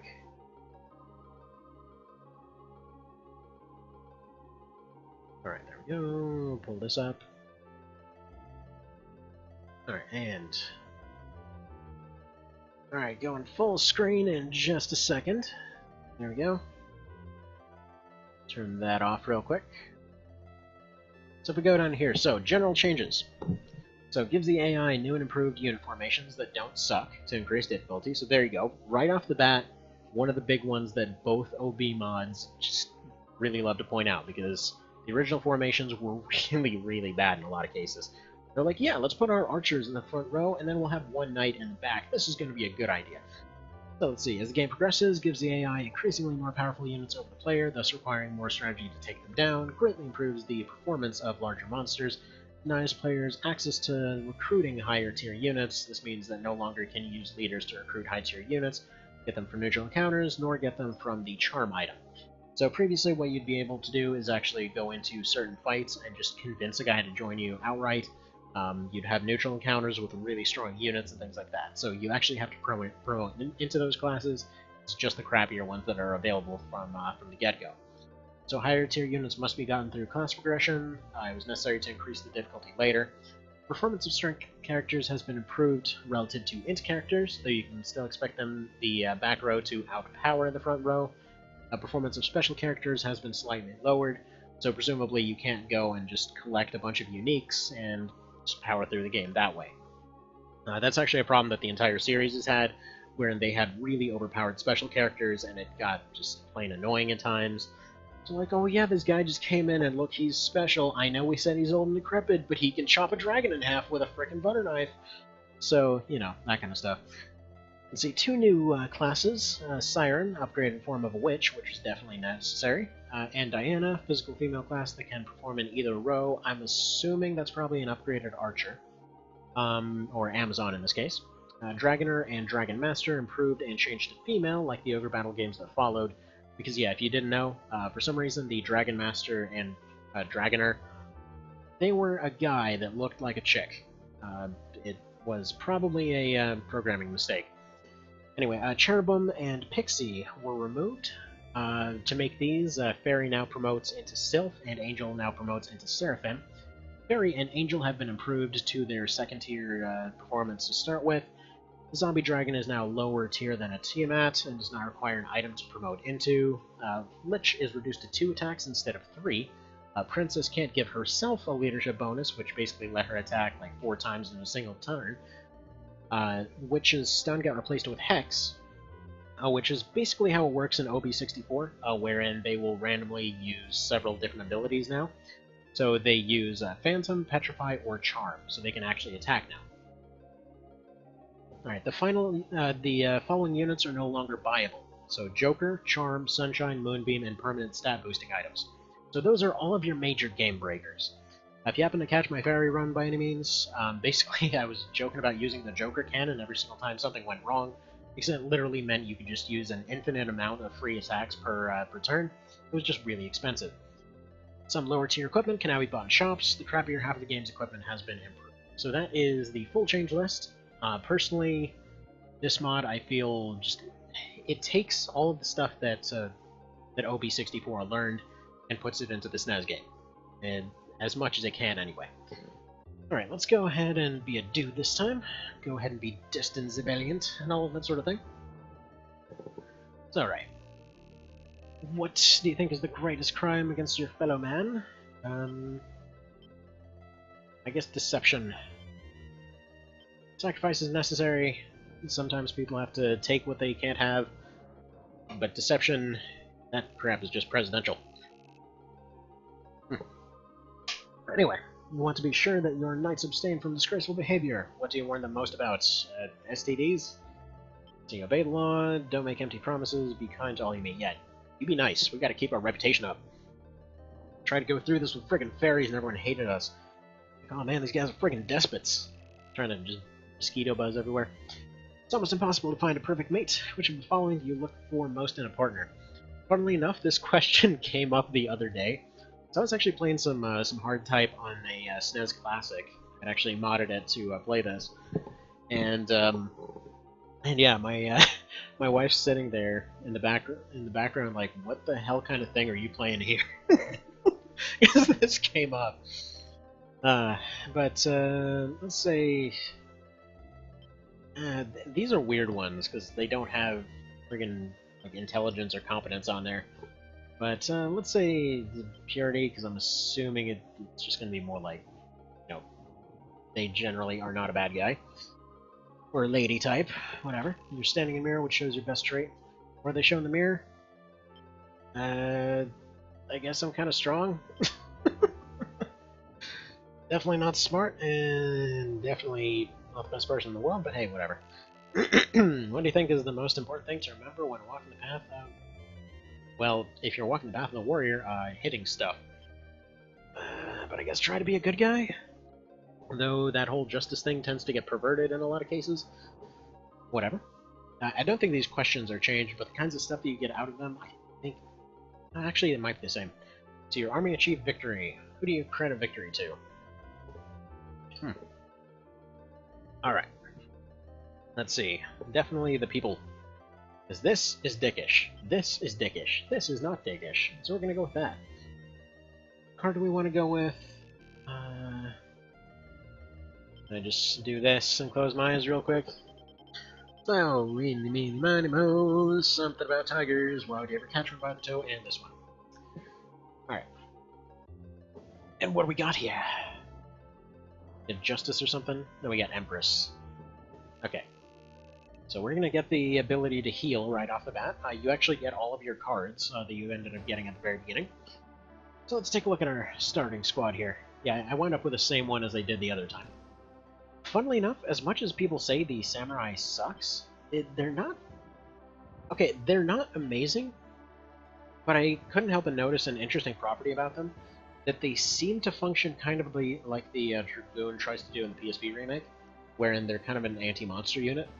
Because early on, everyone's doing like 20s and 30s and whatever else, and these guys do less, but then they also do like 50 against monster units.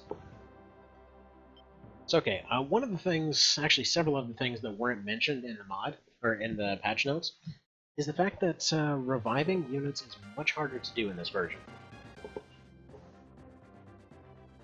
Do I have my fast forward button? Okay, I do kind of have my fast forward button, so what we're going to do... Yes, I know where to go. Alright. First off, let's go tell you to get your hidden item here. I don't think you get that little... Why is my fast forward button not working? Inputs! Where are you? Okay. Input configuration. Where is my dang fast forward? Let's see. Customize hotkeys, fast forward. Okay.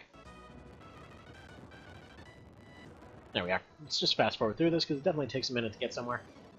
Got the Mikado. Okay, fair enough. My mouse showing up? No, it isn't. Okay. So yeah, if you didn't know, you can basically just find items all over the place. Okay. I wish it would stop telling me messages. So your only objectives on this very first map are just to send your dude up there, go to our crew lands, then you go find Warren over here. There's a couple items you can find, one on that island, one around here someplace. and you can technically take 2 towns. Funnily enough, the finances work a bit more like OB64 in this one, like many other things. So for one thing, it's a lot more difficult to actually revive your units. Even though you can still buy revives and all that kind of thing, it's generally going to be about 2,000 or more. It's going to be very... well, it was originally about that much, but just generally reviving units is a lot more of a problem. So if you end up losing somebody, you're going to have issues. On top of that, like I said, it's more expensive to bring units back, and if that wasn't enough, you also have a situation where you don't really have you don't have expenses, but you also don't have, I think they took out the daily income thing. So you're basically you have to rely on your bonuses. I'm gonna go ahead and double check on that, but I think that's how that goes. But what you end up seeing is a lot more strategic fighting in this one. So having one overpowered unit is not going to work. Quite frankly, they're just going to get overwhelmed. Usually, you're going to have to keep revolving your front line over and over. So yeah, a lot more bonus money. I just overrode Steve. Well, whoops. Anyway. Moving on. Okay, so now we got units. And didn't mean to go back here.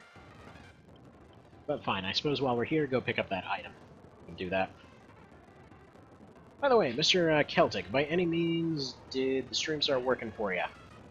Okay, I guess that item is not here exactly. Whatever, screw it. Let's just go on to the next map. And you have no idea how much I scoured this friggin' map the first time I went through it. Like, as soon as somebody told me that there's randomized hidden items, I was like, yes, this is everything I ever wanted in a game. You got randomized items all over the place. Apparently their placements are actually somewhat randomized based off of your starting stuff. But, well, okay, so. Party's name is Hacker. He's Hacker the Wizard. Alright. So as far as parties go, this isn't so bad. Actually, wait. No, this is awful. What is this? Nah. This needs some fixing. It's friggin' disgusting right here. Okay, first off, you go in the back. That's fine. You go in the back. You go in the back. See, that's a good setup right there. You have these two guarding.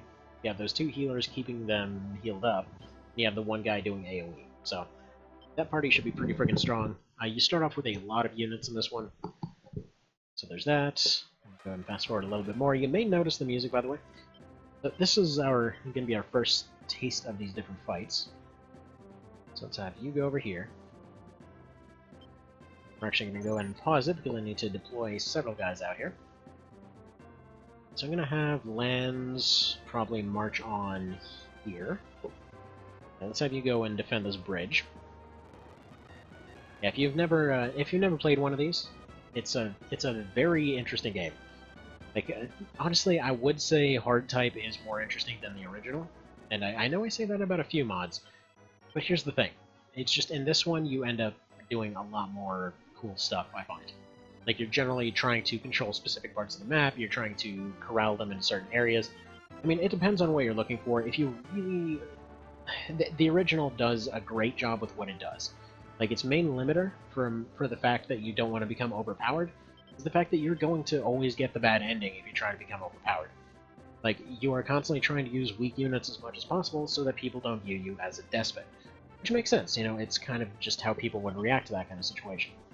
So the original, yeah, if you've never played this, I would recommend probably going for the PS1 version just because it added some quality of life stuff. I will say the music is...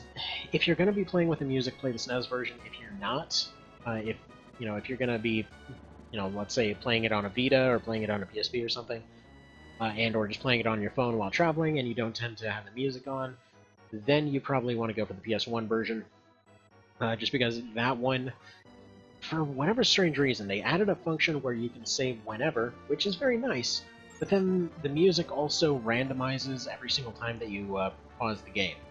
So you need to pause the game pretty frequently, and you can see I can pause it, the music keeps going. In the PS1 version, it doesn't do that. It just basically switches to a different track, and it goes completely silent while it's paused.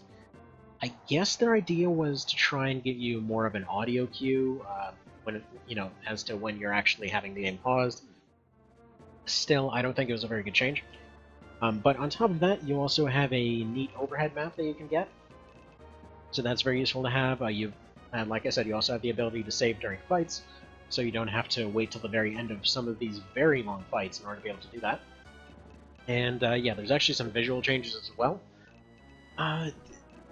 Those are more... Oh crap, no, don't repeat it, don't repeat it! Tutorial, why are you so mean? Why you gotta repeat things? Yeah, old games, they loved that option of, would you like to repeat that? No! Nobody ever said, I would like you to repeat that. That's way too much text. Alright, but yeah. So yeah, between the two of them, the PS1 version, just like with Lodis Cling Together, is the more stable, but if you really want the original experience, the SNES is there. It's definitely going to handle the music better. And the visuals are at least more consistent. Like, I will say, while they try to make the visuals look nicer for the PS1 version, it's kind of a hit or miss. Like, you could really tell which ones are new. Okay, let's go ahead and pause it. At this point, we don't want to go ahead and send somebody here. So, you may notice, instead of just leaving my units there, I've gone ahead and actually left some squads behind. This also may seem familiar to you if you've played OV64, because in that one, if you leave your towns undefended, somebody will absolutely beeline towards them. Now, early on in the original of this, that was not the case. They would simply, say, okay, we get it, you're just starting off, we're going to be nice. And unless you left one of your towns very, very exposed, like, usually, you're going to be able to defend them to some degree. However, they will beeline like crazy in this mod. Like, if you leave anything undefended, they're like, yeah, no, I'm gonna have that. I'm taking it right now. The only one that I've left relatively undefended is the HQ, because I can have either of those two potentially go in and take care of it. On top of that, units seem to do more damage across the board, I can't help but notice. Just the fights in general just seem to be more brutal on both sides, meaning that you end up seeing a lot more damaged units, but due to the fact that items are way more expensive, you don't end up doing item heals as much. So typically, you want to actually keep your units garrisoned in towns and only march when you know you're going to take a place. So, if that sounds like the kind of thing that's appealing to you, there you go. So we're actually going to go fast forward a little bit here, just, go through all these fights. They do seem to go a little bit faster because you're getting into more fights more often. Let's see, a Cerberus squad. This is during the day. Most of my guys, by the looks of the reputation, I think I got a pretty high-landed squad, so should be doing pretty alright during the day. You'll notice that day and night mechanics are much more noticeable in this. Like, if you have a team like this, where you've got, like, friggin' hellhounds and stuff coming in, or you've got a team of ninjas or something, they're gonna fight way, way better during the night. It's not gonna be enough to where they take no damage, because that crap is just plain annoying when that happens. Ooh, a death sword. That sounds like something good guys should be carrying around. Okay. So these guys are actually going to go in for a little bit of a flank here. They're going to try to take this town and hold it, while the rest of these guys are a bit distracted. So, I'm going to go ahead and see about making that happen. Okay, let's go take... Yeah, both of you guys, you're just going to move in and take this town. It's kind of my preferred strategy for this map. But you'll notice that, yeah, the AI does seem to be able to hold their own a good bit better than they used to. You'll notice that a lot of their formations are definitely better. On top of that, they don't seem to get all of their units back instantly upon reaching a town. So, you can do more of a battle of attrition type of situation. Just kind of leaving everybody on best for now. Just hoping that, they'll just get some general damage out there. But yeah. I think they also buffed vampires to not suck as much. No pun intended, they were god-awful. And yeah, due to the fact that buff items are gone, it's just kind of more challenging just out of the gate, even for that. Also, yeah, Lands' squad probably gonna have to retreat after this. It seems like Reputation would be a little bit harder to keep up. But for one thing, you're essentially having units that are probably still going to be lower level, so you're going to be gaining Reputation from your fights. So you may need to spend some of that Reputation in order to run away from fights. So if you didn't know, you actually end up losing some reputation and alignment every single time that you run. So that's not great, because everyone's going to look at that and they're like, yeah, these guys are a bunch of freaking cowards. What the hell are we relying on them for? And yeah, if you've never played this before, I know that odds are everybody has. I'm assuming anybody looking at this probably has. But if you've never played it before, this is...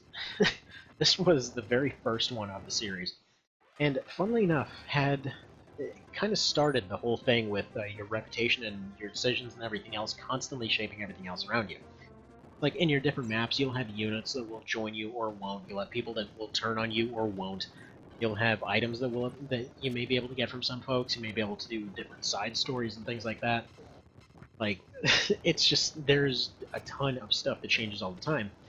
And on top of that, you've got a ton of different endings, just kind of depending on how people perceive you. Your overall reputation and all of that is a very important part of this game. So, at this point these guys have gotten thoroughly trounced, so I'm gonna go ahead and have them retreat back to this temple before they get anything else, broken off or missing. Alright, so these guys are gonna go back. Generally speaking, I would expect the AI to keep charging. Like, I feel like they're a little bit better about keeping themselves safe, but still. Probably gonna take some hits here. Yeah, this squad can take a couple hits, it's fine. Funnily enough, we might be able to win this. Now, let's do a Lovers. That'll actually give us a little bit of a heal, possibly. No. Okay, no it didn't. Yeah, they're gonna hit themselves now. Trying to interrupt to be able to use more cards here. We'll use the Sun to finish it, so Justice. Hilariously, just ice. Alright, we'll do that. And I think we can do an Empress to go ahead and heal these guys up and maybe keep this fight going. They should be able to break through. Yeah. So, Beastmaster Squad, you are actually going to continue charging here. I want to try and open things up for the two squads up north. So yeah, you can definitely see there's a lot more stuff going on. There's definitely more of an actual overall fight happening. If you remember the original, odds are you remember just kind of bum rushing straight to the capital at this point. But yeah, there's so much cool stuff going on all over the place. So I'm gonna leave this to play out for just a sec. I want to go double check that the mumbling I'm seeing. Yeah, I'm not really seeing any mumbling going on my baby monitor here, but I want to make sure that's the neighbor's kid and not mine. So please excuse me for about 1 minute, and I will be right back.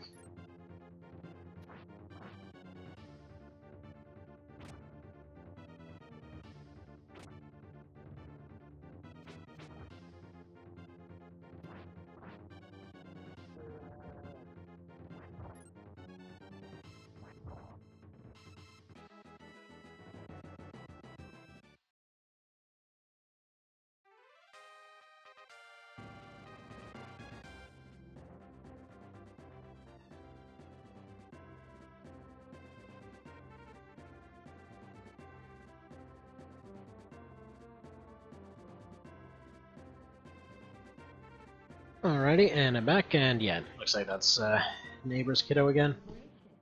And despite the fact that it says that we liberated this place, I'm pretty sure we took over it. They did actually make that distinction later on in the series, in OB64, where they basically tell you, like, okay, did you occupy that city, or did you actually liberate it? Welcome to our thingy! We're actually going to be nice people. They're going to go ahead and be nice, etc. Basically, they're saying, they'll go ahead and revive your units if anyone's killed. I think I might let somebody get killed off here just to kind of show off the prices, but it's way more expensive now. Let's see, let's go strength here. Give everybody a bit more defense. Yeah, funnily enough, it just boosts defense as far as I'm aware. That isn't a mod thing, by the way, that's just how it's been. Alright, come on, Ricardo. You got this. Let's see, full should scare away everybody but the leader. Perfect. And yeah, if you take out a leader, they will just immediately retreat. That, again, is just a feature of the original. So there we go. Keep on charging. Keep on charging! Now, I don't know if they included the feature that OB64 did, wherein if you beat the leader, they just kind of wander around rather than trying to get to the base immediately. They probably didn't. Okay, so he can probably retreat now, and we'll let the others take over. Now, let's see how these two teams are doing. So, the healer team, I think I can let them go ahead and charge. Or let them march anyway. Lands is in rough shape, so I'm probably going to send them back to go defend this town. I haven't seen them. I'd assume if they sent in anybody, you know, through that ocean area, I'd probably be able to see them. Unfortunately, they didn't include one of the things that, again, another 64 feature I would have loved to see in this one is essentially blocking off rivers, but unfortunately that's not something that's here. If you've never played it, what it consists of is just in that one you constantly have to control bridges because they will completely just like come out of nowhere and wreck you. Okay, another thing. This guy, I know there's a town up north. This guy's actually not going to take that town. In fact, he's going to go...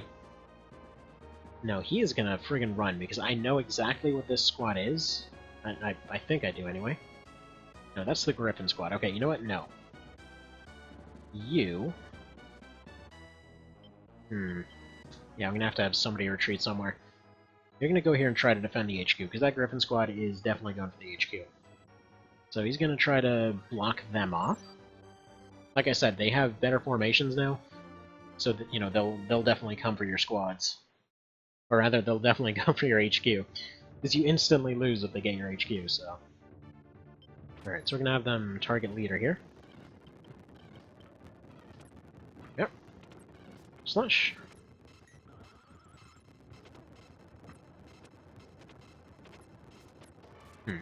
Interestingly, the archers don't seem to want to target the leader, so they're targeting everything. Might have changed. In fact... Alright, this guy will go ahead and give them a little bit of a boost here. It seems like they're lacking in attack power. It's okay. What else do we got here? Temperance. I think that, yeah, that just restores them, so that's going to be a bit worthless. Priestess should heal, and Sun basically nukes everybody based on... Now let's just do this in Priestess.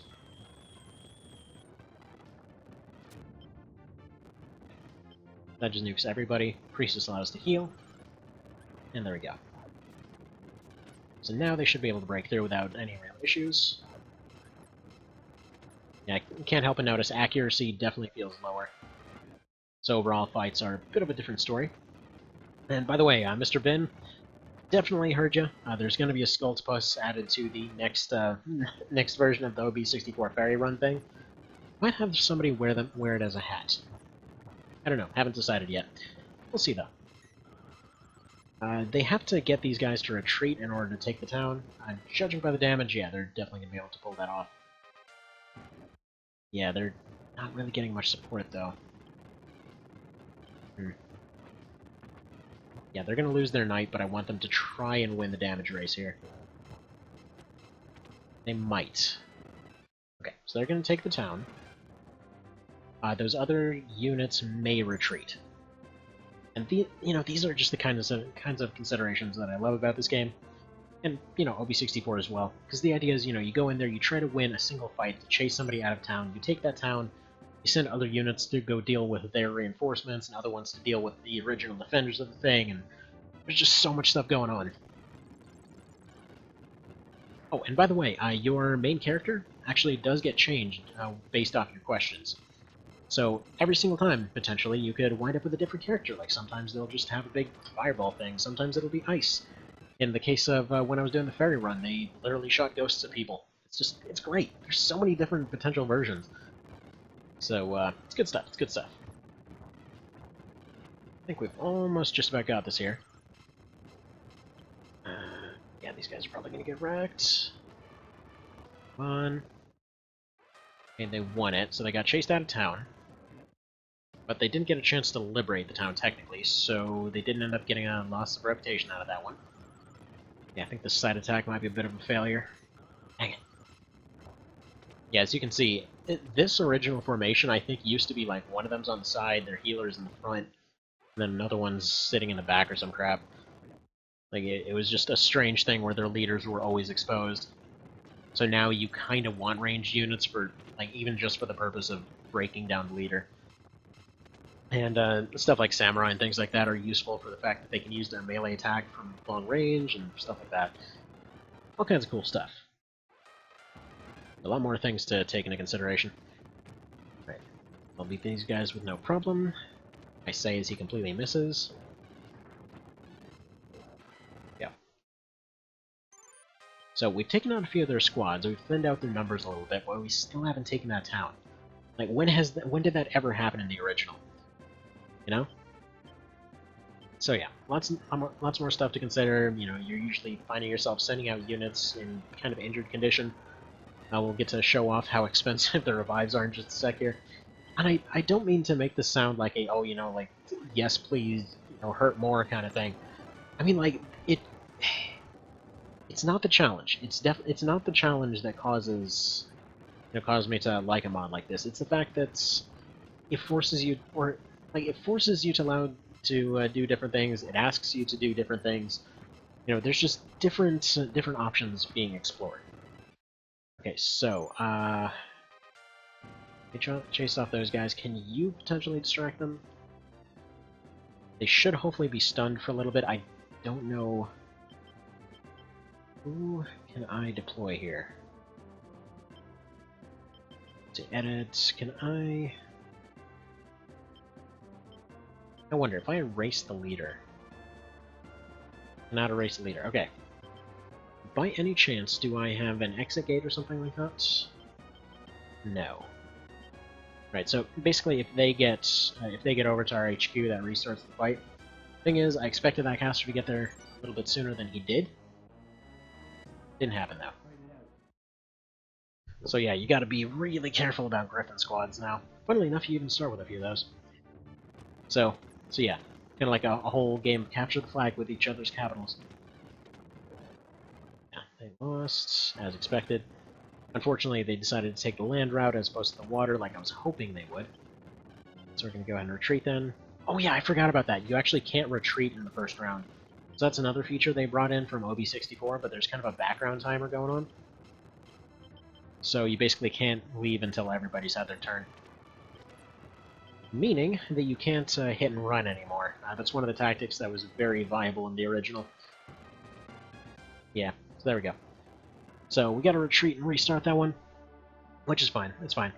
So, you know, we get some good stuff out of it. You could potentially keep redoing maps that way, but now that we've ended up losing a few units, you know, that gets to be a bit of a problem. But they don't stay dead, and I probably should have gone ahead and... Okay, you know what? We're actually going to go ahead and remove one of you. Yeah, give me one of them clerics.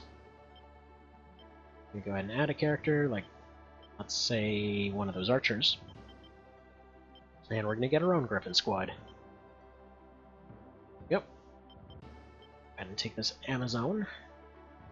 Wait, whoops. Whoops, whoops, whoops. Okay, so I'm going to go over here. I'm going to go ahead and add one of these Amazons. There we go. Now that cleric can actually go ahead and get a beast team.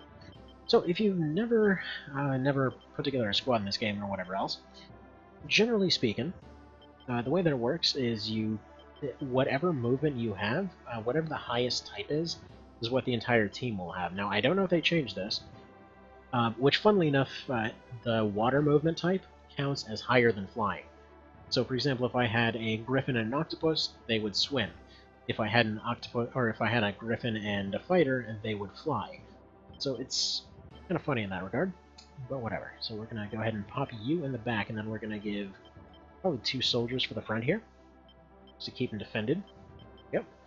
That looks like a pretty solid formation. And moving on. So that team will then go and proceed to circle around the back there. Let's see, hi everyone, got a crap ton of Duke Nukem jokes. Autocorrect is killing me. Well, hello there, Mr. Let's see, Mr. Jokes Entertainment Live man. How's it going with you? Got a whole bunch of Duke Nukem jokes? Like what? The fact that the franchise isn't doing so hot right now. Funnily enough, despite the fact that we had to retreat, they never bothered to take these towns back, so we can just send folks out to defend them. Again, can't help but notice the fact that we have no daily income, which, quite frankly, was a bit hilarious, because how are you possibly getting away with daily income? But yeah, so you don't have your daily, you just have your bonus from fights, so you want to win them as ideally as possible. I actually didn't show the fact that you could go and buy some of that better equipment early on. Okay, why is Duke Nukem wearing a pink dress? Maybe he was remade in Fallout or something? Dude, or, you know what? Maybe, Duke Nukem was originally Trevor from GTA, that's what it is. That's who it is. I knew it. Knew it. It all makes sense now. I want to say there's a town up here somewhere. Here? Somewhere? I know there's one for sure on that island.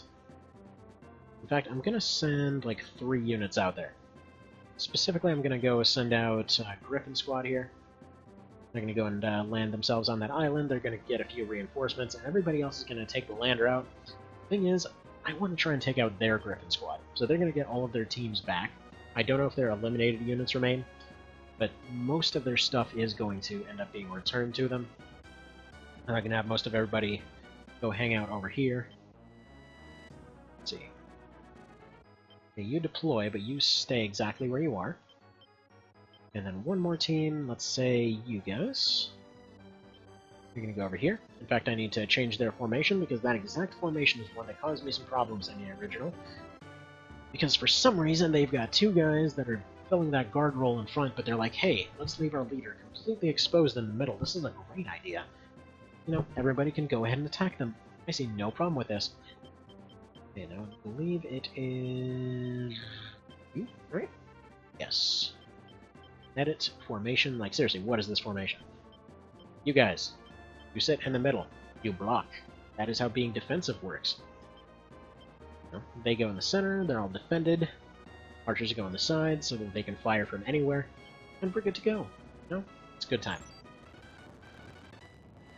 It happens? I suppose so. I suppose so. Alright, now we go ahead and send Steve out. I say Steve. It's Potato this time. I'm just used to calling him Steve. Because, yeah, I was doing that ferry run for months. And it was always Steve. Okay, I found the Magic City Ellery, and you can see here, like, look how much friggin' movement that Griffin Squad is getting. That's something that they changed in OB64, because you always went by the lowest average of everybody in the team. Let's see, did you know you can come back? Yes, we sure did. Yeah, I would definitely recommend playing any version of this with something that has fast forward, because even with fast movement, it's pretty darn slow at times. So there's that. Now, everything's defended. Like I said, we want to actually leave units to defend everything now. Yeah, you know what? Sonora Leaderman, I think you're going to probably have to go defend that bridge. It's probably the way we're going to have to do this. So yeah, even the leader squad, even with all of their like OP magic abilities and everything else, you can still see the fact that they properly defend their leaders. That alone ends up causing a really big shift in the way they approach this game. I can pause this real quick and show this off. If we go, actually wait, it's up here that they have the shop. If we go over to the shop, you can actually get stuff like battle axes and tiaras and stuff like that early on. For revives are 25 grand. Like, you need to spend almost the entirety of your budget to get 1 unit back. So, yeah. Retreating and coming back is oftentimes going to be a bit more viable than actually just trying to revive your entire team. What else do we want to do here? I probably want to go ahead and give that item here. Let's see, equip item... I think death sounds like it's going to be a little bit stronger here. So give that to you. Is that going to boost your int at all? No, just strength. Well, he doesn't really use it, but whatever. The other thing is vaguely Asian sounding, so we'll go ahead and give that to the samurai. Why am I not able to figure out my buttons? Probably because I'm thinking I'm on a different menu than I actually am. Okay. So I'll give you the Mikado, which, I kid you not... Okay, what is going on here? Do that. Do that. Okay. Give you the thing? Yes. Good. Alright. Fancy. Neat. I don't know why I'm being a bit of an idiot today. It's probably because that's kind of my normal state of being. Anyway. So yeah, you end up just seeing, in general, you end up seeing a lot more things. So that right there is what I was talking about. When people say the samurai absolutely sucks, The fact that they end up damaging themselves is a bit of a bummer, but whenever they attack beast units, they do a ton more damage. So especially in this mod, where beast units are just stronger across the board, it's just something that you really, really want to have. So I'd argue that they're one of the more viable ones now. They end up doing a good bit of damage. Now, even there, they still ended up doing 60 to that healer. I don't know what it is specifically. There must be some break-off in terms of what counts as what, but I don't know. I don't really know for sure what makes them do that. It's just sometimes they do a lot, sometimes they do none. They're a very all-or-none kind of class. Alright, so everybody else is going to go try to take this bridge, as they do. I'm also noticing that you're usually able to select individual units more often. That may just be something else. It may not necessarily be something the mod did. Let's send you out as well. Alright. Yeah, let me go grab some water real quick. I'll be right back.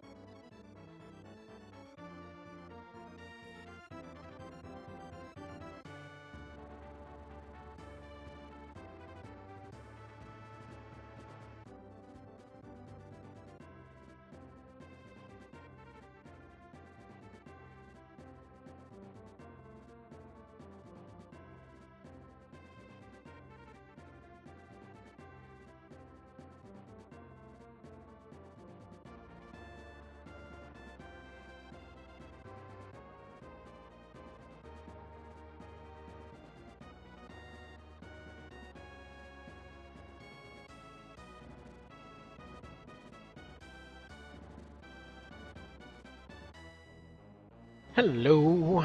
Alright, well, I'm back. So let's continue on with this whole thing.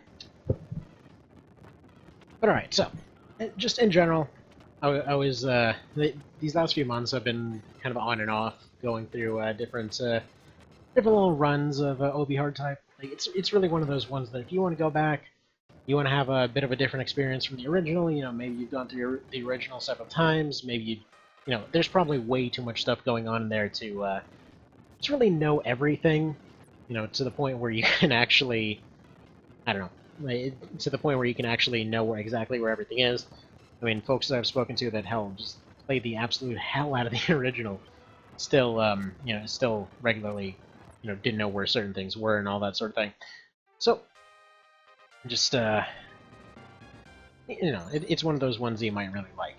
Now, I went ahead and allowed this guy to lose his knight, hopefully not anyone else, because I want to see the exact revive cost in order to get them back up. So, it feels like the way that they wanted to do it was, generally speaking, just to force you to need to go to take reviving towns, rather than going and using revival items. Just because, obviously, you know, I mean, it's a whole war scenario, people are taking it seriously, and if somebody can just go and be revived for a couple grand, even though that's expensive for most of us, for somebody running a war, like, that is such a bargain, you know? I mean, you have to consider, like, in modern wars, for example, obviously these ones are going to be a bit more expensive than way back when, but it's funnily comparable. So, if you think about it, way back when, if, you know, a knight went through all his training, went through all his years of training and everything else, they had to feed and house the guy for years. You know, just, they wanted to try and keep loyal armies, they wanted to keep all that going. The actual price for having like a full suit of armor, given how expensive they were to produce at the time and everything else, could be from like 1 to 10 million using today's dollars more or less. So it's one of those things where, you know, nowadays you maybe, you know, somebody will look at something that's like, you know, 10, 20 grand or something to get a suit of custom-made plate for them. It's like, that mess is friggin' expensive. It was really hard for them to do. But, you know, if they had somebody training for years and they knew they could trust this person, and they knew that if this person ever got knocked out during a fight, they would just get sold back to them, you know, it made more sense of like, okay, you know, just pay them a tribute, whatever, we get them back, you know, whatever, we'll just patch them back up and send them back out again. So it wound up being like a whole business thing during wars to just keep doing that. They tried to take captives. That unit definitely needs to go back and recover. Yeah, we'll say I definitely should have optimized these teams a little bit more, but oh well. You know what? Friggin' stream friendliness and all that other crap that folks like to say. Actually, one quick thing. Let's go look at that revive cost. It will cost 10,500, so yeah, it's about half, a bit less than half. To be able to revive them normally, but it's still very expensive to get them back on their feet. So a bit of a problem as far as that goes. So yeah, definitely want to try and optimize your teams a bit more. Definitely want to try and get good encounters a lot more. Definitely want to do concentrated pushes a lot more than just sending one squad out. Ooh, found a promote. Good. Gonna have to see what that promote does. I'm assuming it promotes. I think it's the level up item. It might be something else. I have to check. I'm kind of wondering if it's an item that just forces somebody to promote into their advanced class or what. In which case, I'd like to use it on that samurai. I kind of want to see what their better version does. Let's see, does it tell me? Raises a character 1 level. Okay, just making sure. Just making sure. Like, I don't know what's changed, so it's good to check. I know it's kind of a given. It would be fairly obvious that the promote would promote somebody. I just wanted to be sure. Just wanted to know. Yeah, they're sending out Griffin Squad with a vengeance once again. I think I might have my own go and intercept them real quick. Okay, they are mercilessly beating the Christ out of these guys. Come on, finish this guy, please. Good. You may notice casters also are using more abilities. I believe they still had access to the full range of them before. They just always used whatever the enemy was weakest against. But it definitely feels like they've got more across the board now. Now, I've been told there's a way to actually still do checkpoint movement in this one. Let me go experiment with that real quick. So it's not holding down the button like before. Let's see. It's not canceling out of it. I don't know why that would work. What else? What else could it be? Not that. That zooms in and out. Not select. Not start. So...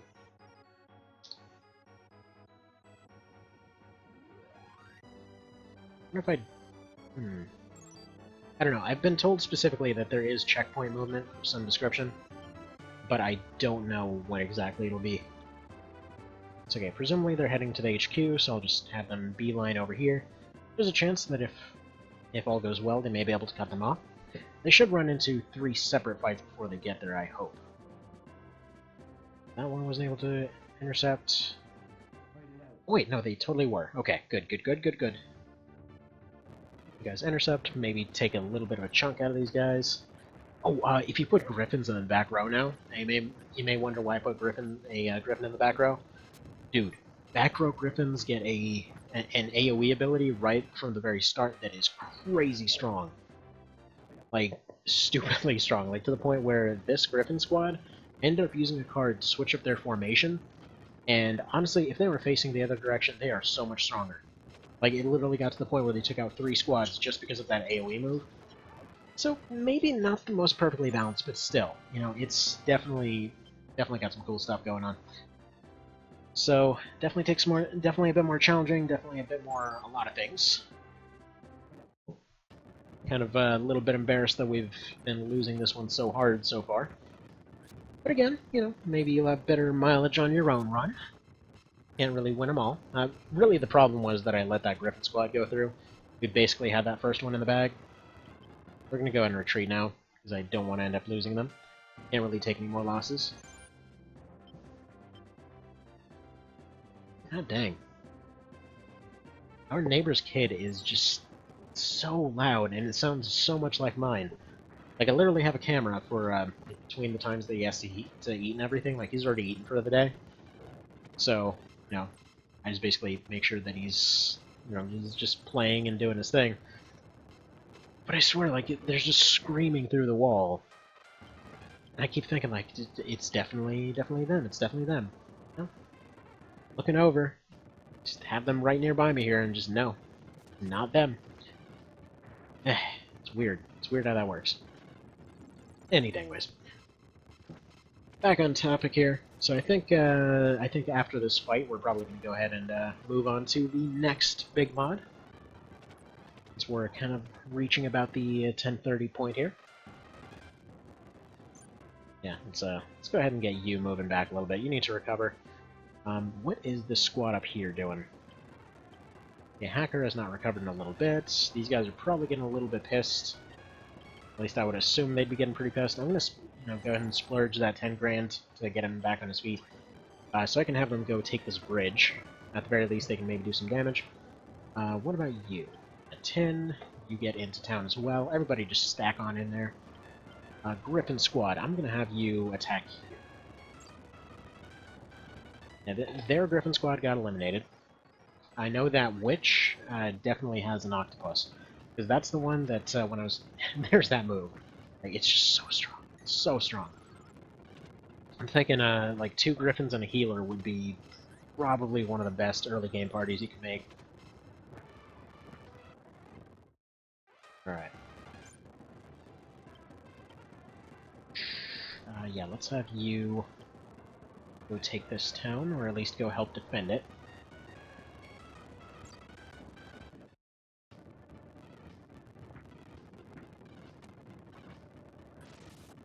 But yeah, so after this we'll be moving on to One Vision, which I'm pretty sure anybody looking at this will have heard of.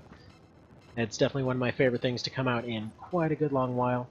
Basically a mod that takes the most well-produced game of the series and, well, brings it back to series norms.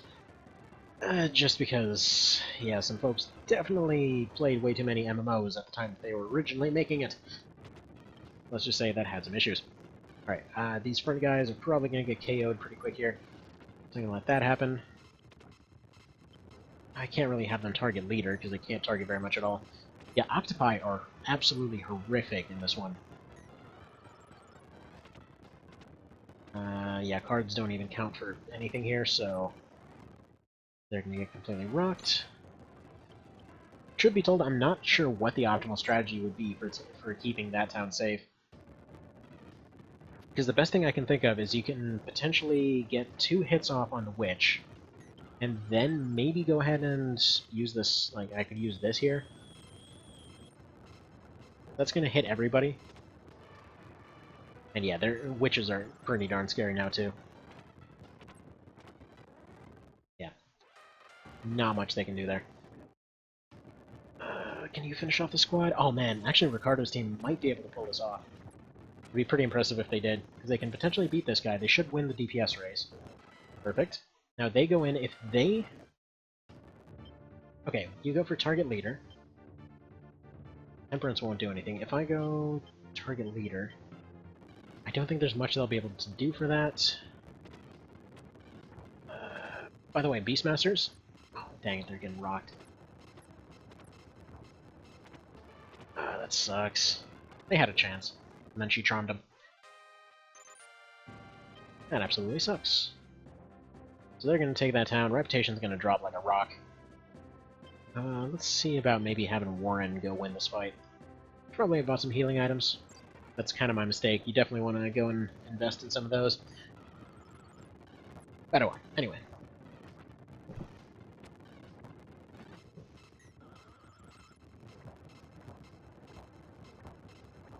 So I think that more or less sums up what this mod's about.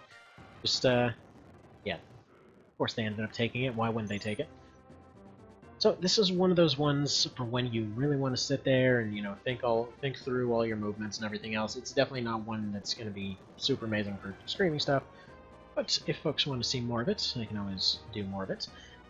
But yeah, I think we've more or less covered what needs to be covered. I'm going to make one last kind of big push here. See if they can break through somehow. It's pretty unlikely because they'd probably need to take this town and then they'd need to go take that capital.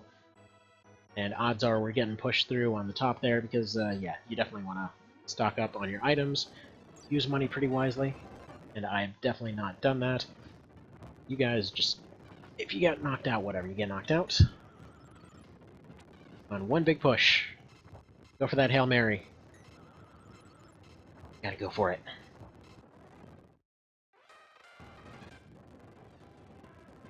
They gonna make it? Finish moving. Come on, surely you guys can beat them. It's funny that giants end up appearing in this one, as well as, what's it? Ooh, what's this? Oh, so yeah, you get giants in this one, while you also end up getting golems, and then you only get golems in Let Us Cling Together, and you only get giants in Night of Lodis. So this is the only time you get the big old deal for both. Actually, I don't think you end up getting giants in OB64. Not positive on that, so don't quote me on that, but I don't think you do. Yeah, I think these guys won the DPS race again. God, those things are just so strong now.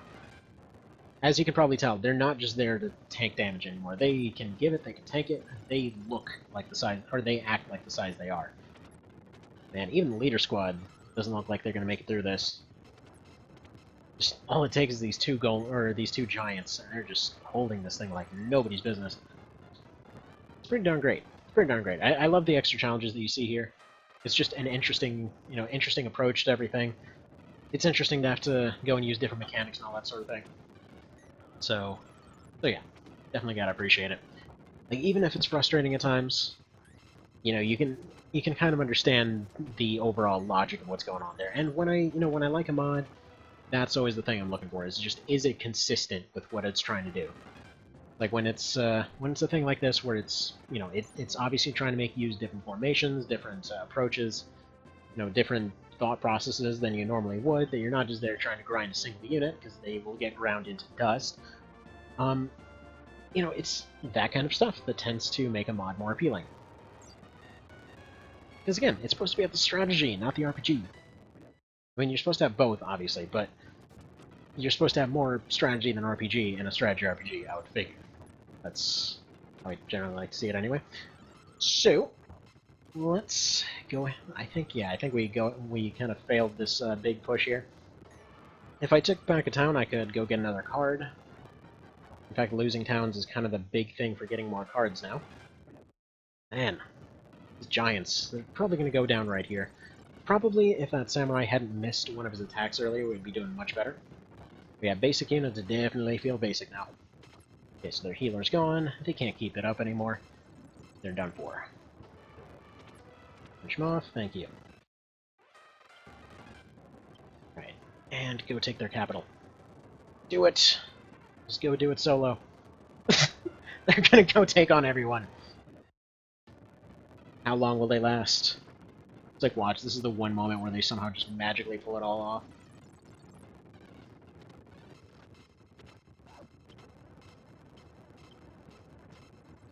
Alright, so, I am going to take a quick break here to go change Makido's diaper, and yeah. We'll be back after that, so we'll go ahead and switch over to One Vision here, since, I mean, we're about 3 minutes out, but I'm going to go ahead and switch over to that then. So, where are you? 1.5.4. Let's get you out of the way. Let's get 1.5.4 up. There we go.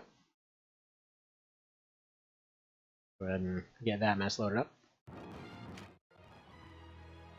And yeah, it's funny. I was trying to figure out where the hell this save went when I was trying to set this up. And it's right up here. I don't really know why I went into the shop. There's no reason for me to go into the shop. So what the hell? Hang on, my security software decided to block the emulator for some reason. What the hell is that about? Nope. Block. What are you doing? Avast, what is your issue? It's like, I'm sorry, we've detected your emulators emulating. How dare you? What in the hell? Absolute hell. You know what? Hang on, just one sec. I'm gonna fix it as soon as I get back. So give me just a minute here.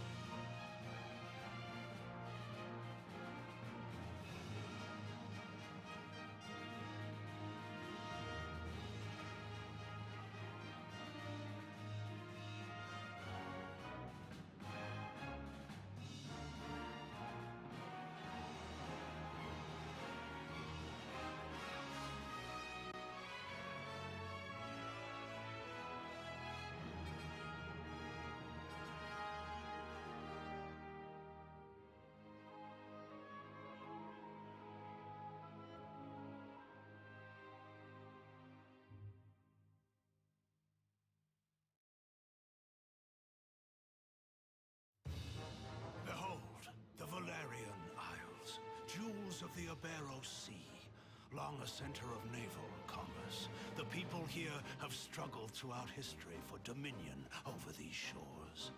Finally, there rose a man to put an end to this conflict. His name, Dogalawa Oberith, but history would know him as the Dynast King. Dogalawa took the disparate races of men calling the islands home and united them as one. He encouraged marriage between clans, forging bonds to strengthen his newborn kingdom. For fully half a century, the Dynast King reigned, and Valeria knew prosperity. But the embers of discord smoldered.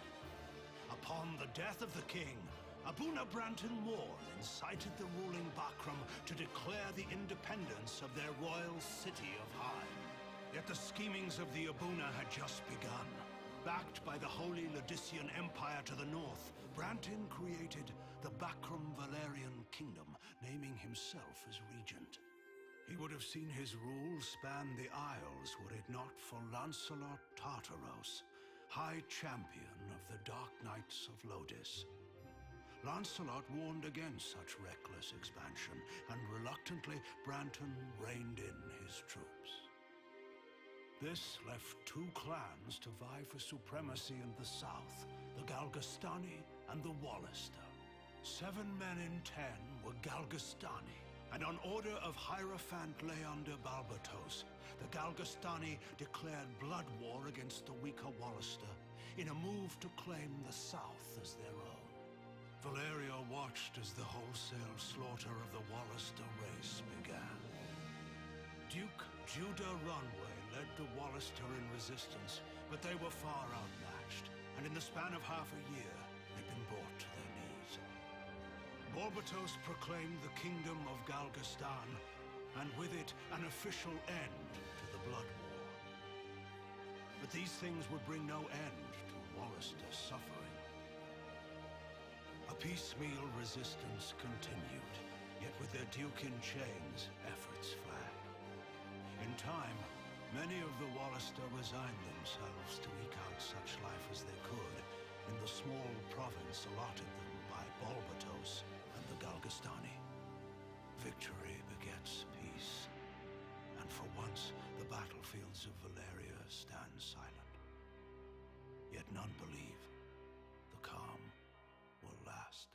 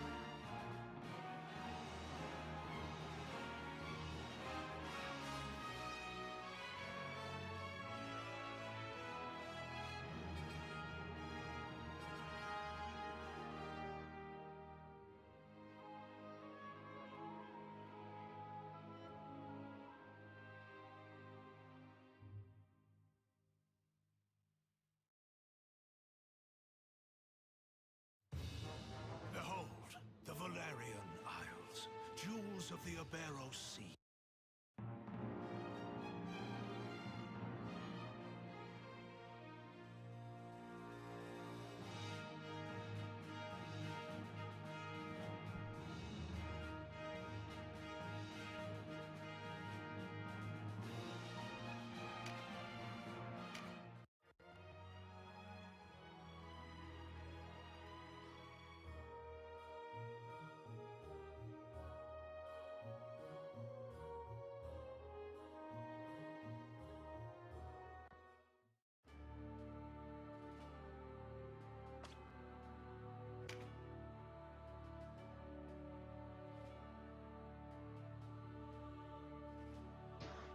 Alrighty, so, welcome back once again.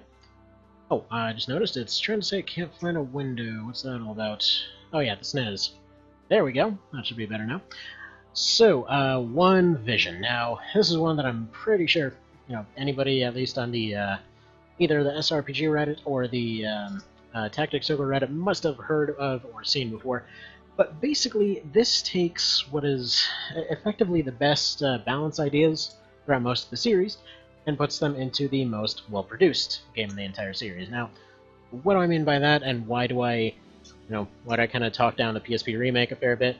And to be blunt, it's just there were a lot of kind of MMO-esque kind of things with the original. I mean, it didn't stop me from playing it for like 7-something whatever years, however the hell long it was. But it's still, like even to this day, I still play it every now and then. But it's still just there were so many things in it that kind of mentally rubbed me the wrong way.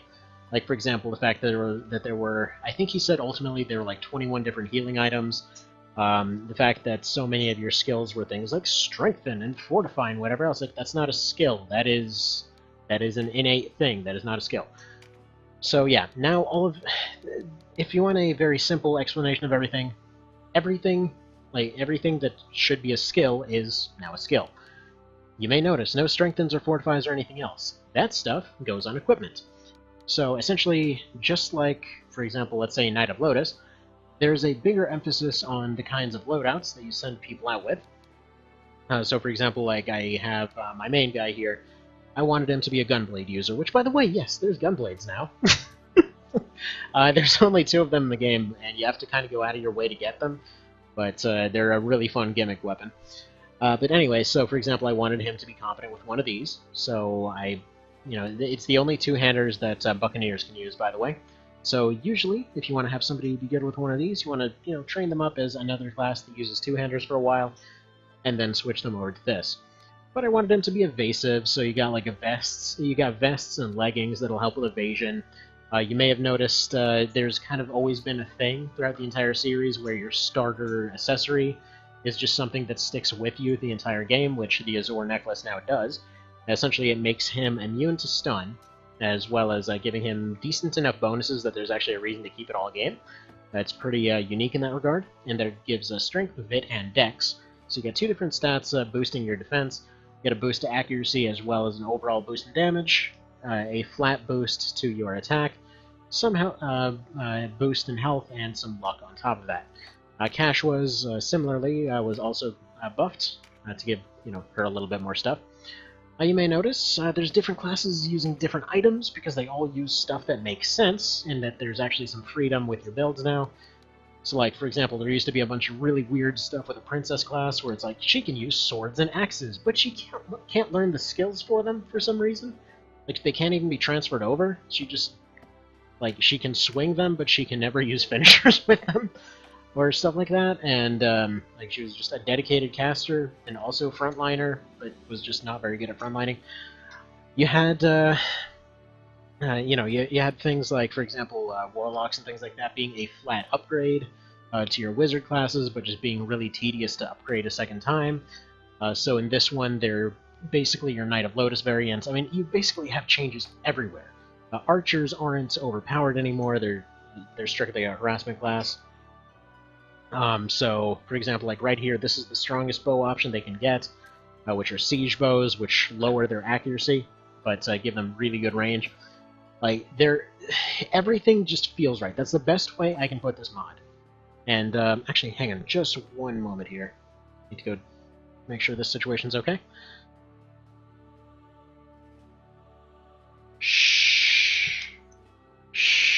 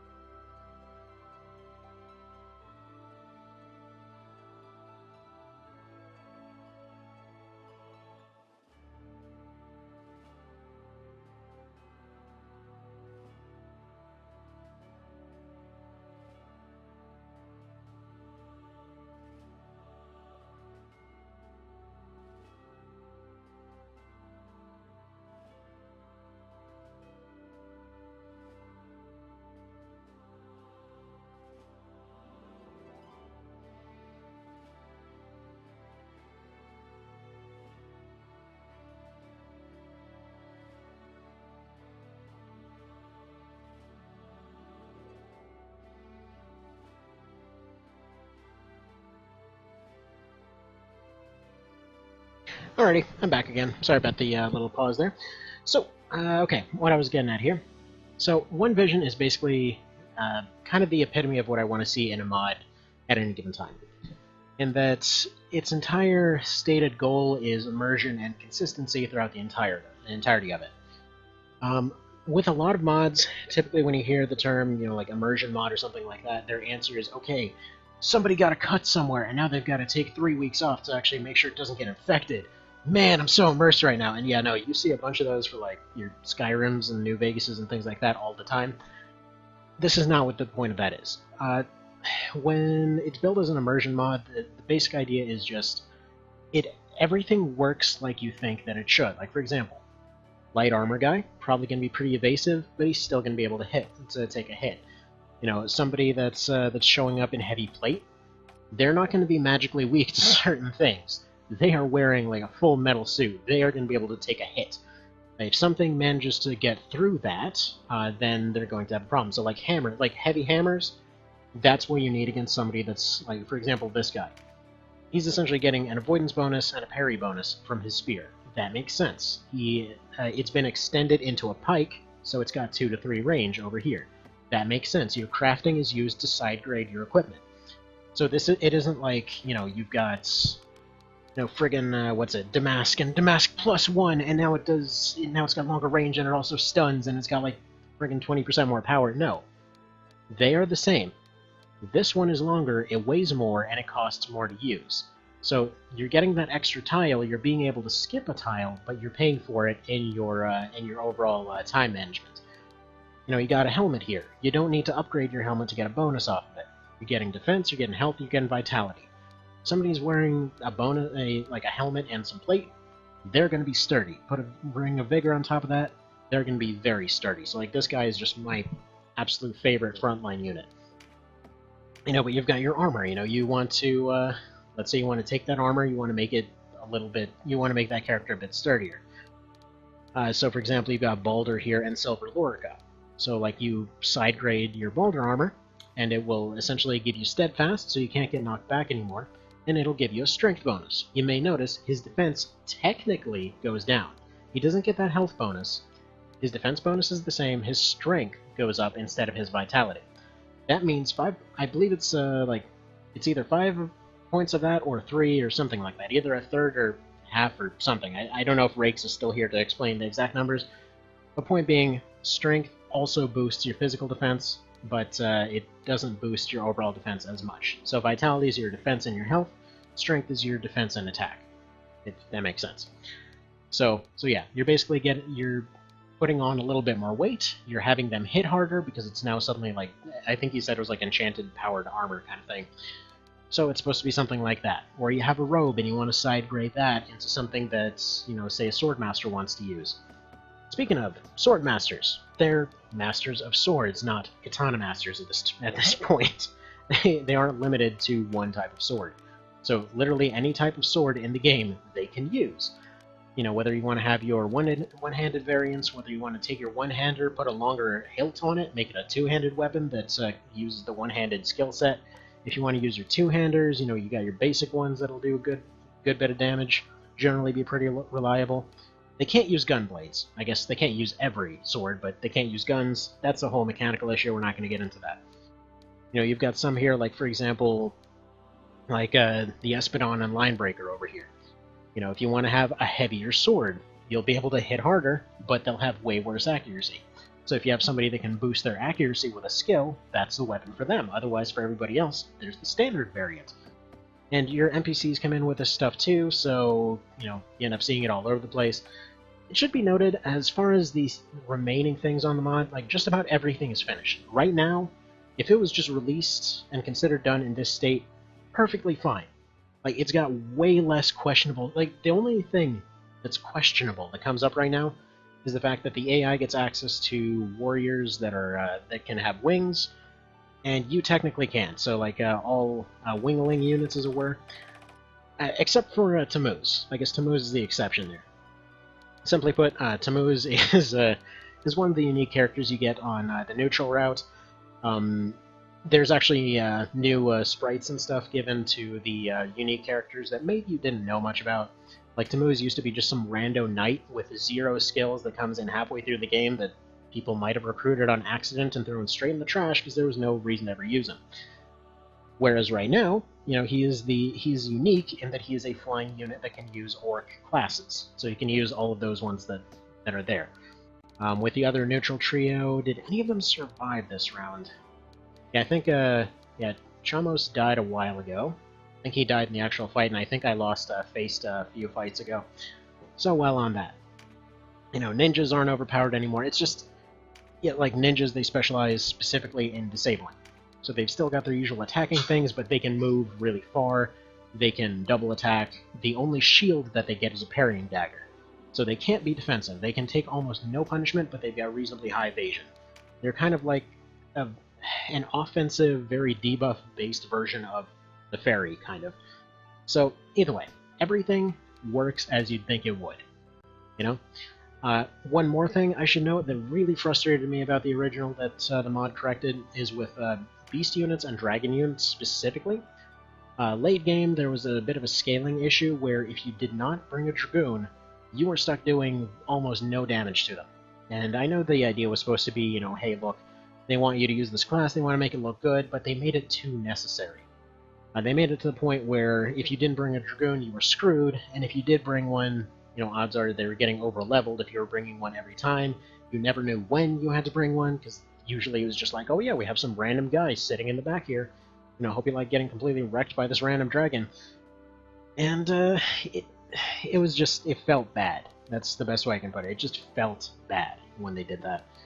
I'm assuming that's why they gave some characters like Ozma, you know, things like Dragon Slayer as one of their skills, despite the fact that it didn't really make much sense. You know, there was a whole bunch of stuff like that. I should actually note real quick on spears. The reason that I bring up spears so much is they got treated really poorly in the original. If anyone ever tried using them well into late game, there was a very common thing where, you know, you'd spend way more time upgrading a spear, trying to get, you know, some amazing late game variants, getting like 60% chances to friggin' craft the stupid thing, and then you finally get it, and it does like nothing. It just doesn't get through armor at all. It doesn't get through vitality. It doesn't get through anything. For whatever reason, they just sucked across the board.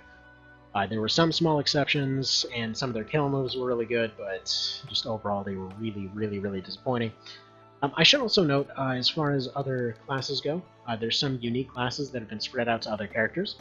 For example, Aurelius, who used to be the Sibyl and/or, if you want to call it, a priest in the original version, is now able to do so again. So if you have the class marks for it, she can turn into one of those. Denim is actually able to become any of the unique classes in the game as long as they had a sprite. So he's able to be a paladin, Mastermancer, White Knight, Priest, Heretic. I don't think he can become a Knight Commander. I don't think he can become a Songstress, or a Bard rather. But he can become just about anybody else. So those are all there. By the way, this file that I have here, this was an Iron Man run I was doing, well, that I'm still technically doing. But yeah, I put in 99 of every class mark in order to test these two out. As you may notice, Liches and Angel Knights. They were actually on that list. So if you've got the requisite items, you know, your Lich and Angel Knight are actually just available through those items instead of going through the tedious process that was there before. So, you know, you can just go ahead and make those classes right away. You don't have to go to specific floors. You don't have to, you know, go grind specific enemies. Which, speaking of, well, I guess technically you do have to go find those enemies, but you aren't limited to just one ring anymore. Can't even tell you how many times I've run across forum posts where they're like, yeah, no, I've been grinding this guy for like 4 hours straight, and I know it's the same guy that dropped the ring before, so what the hell? They're like, yeah, no, it's a unique item. You can only get one, then you have to leave the Palace of the Dead, then you have to come back, then you go travel through several floors, and then you go back to that one specific floor, and then you get a slightly better caster. Yay! And he's level 1. Enjoy. So instead of all that crap, you just have the item, you use it on them, they are now a Lich. Just like it worked in every other friggin' game, more or less. You know, in some of them, they had to wear the ring and then die, but still, the ring was the key there. So, that's a lot easier to deal with. Angel Knights, again, they don't really have the dying and reviving mechanic in this game, but you don't have to go through the weird ad hoc system that they tried to put in of killing them, making into a zombie, then going and turning them into a skeleton, and taking that skeleton up to a floating island, and then using the item on them on a specific stage, because why the hell would anybody think to do that? Even seeing the cutscenes the very first time, I never would have pieced together that this was supposed to be an extremely long chain of events to get a fairly disappointing class.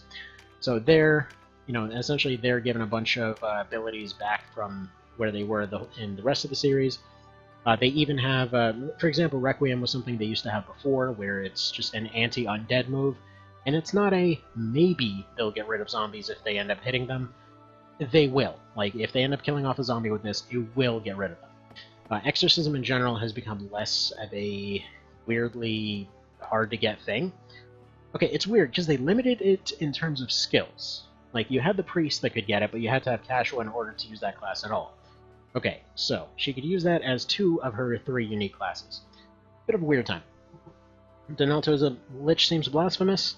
Well, you know what? Maybe he just felt like it. I mean, look at him. Does he look like he gives a crap? I mean, he's tired of all his war and everything else. He just wants to get some freaking superpowers to make it all end. But yeah, no. I just really wanted to use him as a Lich for some reason. And we can go make somebody else into a Lich. Like, let's make Olius into a Lich. Why not? That seems fitting. Anyway. There we go. She's a Lich too. You're welcome. So, as far as all this goes, a lot of stuff that you'd think would be unique, that would, think would be good, is actually that way now. So, for example, orcs and things like that, they're able to use more classes. They're able to use the heavy classes. This is the kind of stuff that would make sense for them to have. They aren't just a weird splash of random stuff. The Berserkers, or the Lizards rather, they work a lot like the Banga did in FFTA and FFTA2, wherein they gain classes that are kind of like a hybrid of a bunch of different things. So like you got Fighter, Berserker, Dragoon, Fusilier, Beast Tamer, Hoplite, and Juggernaut. So they get their 2 uniques that they did from before. They get a few of the basic ones, and they also get the Fusilier. You get stuff like Fair units, which I don't actually have on this team. Actually, let's see if... Oh,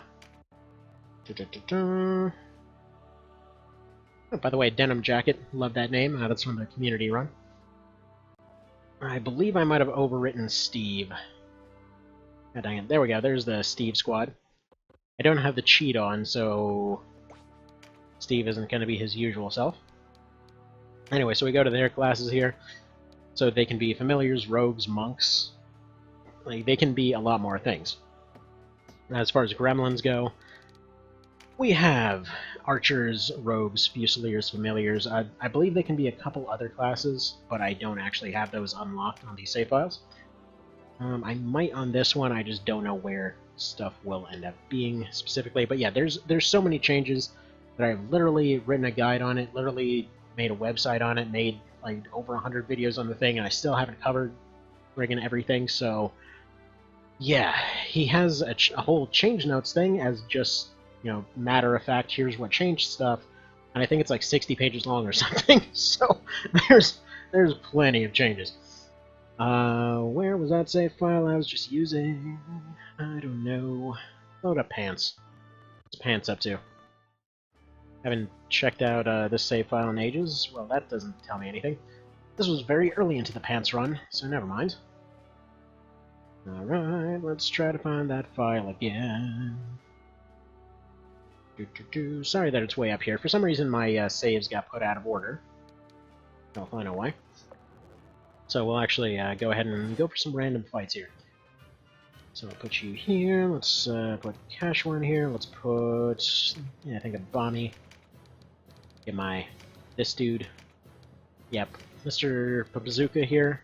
Definitely the reason that I love to use orcs as berserkers now, because they're just friggin' amazing. And there we go.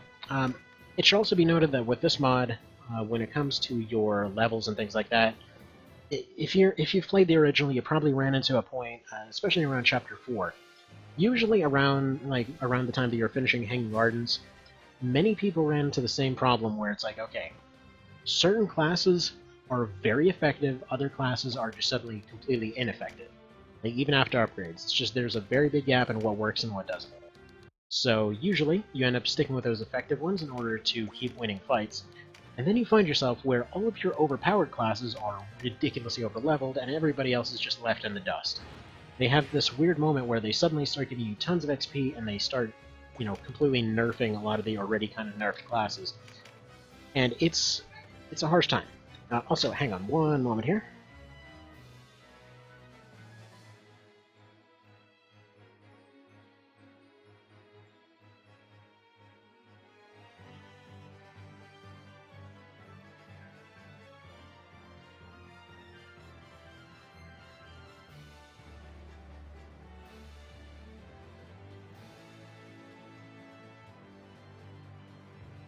Alright, and I'm back. Sorry about that.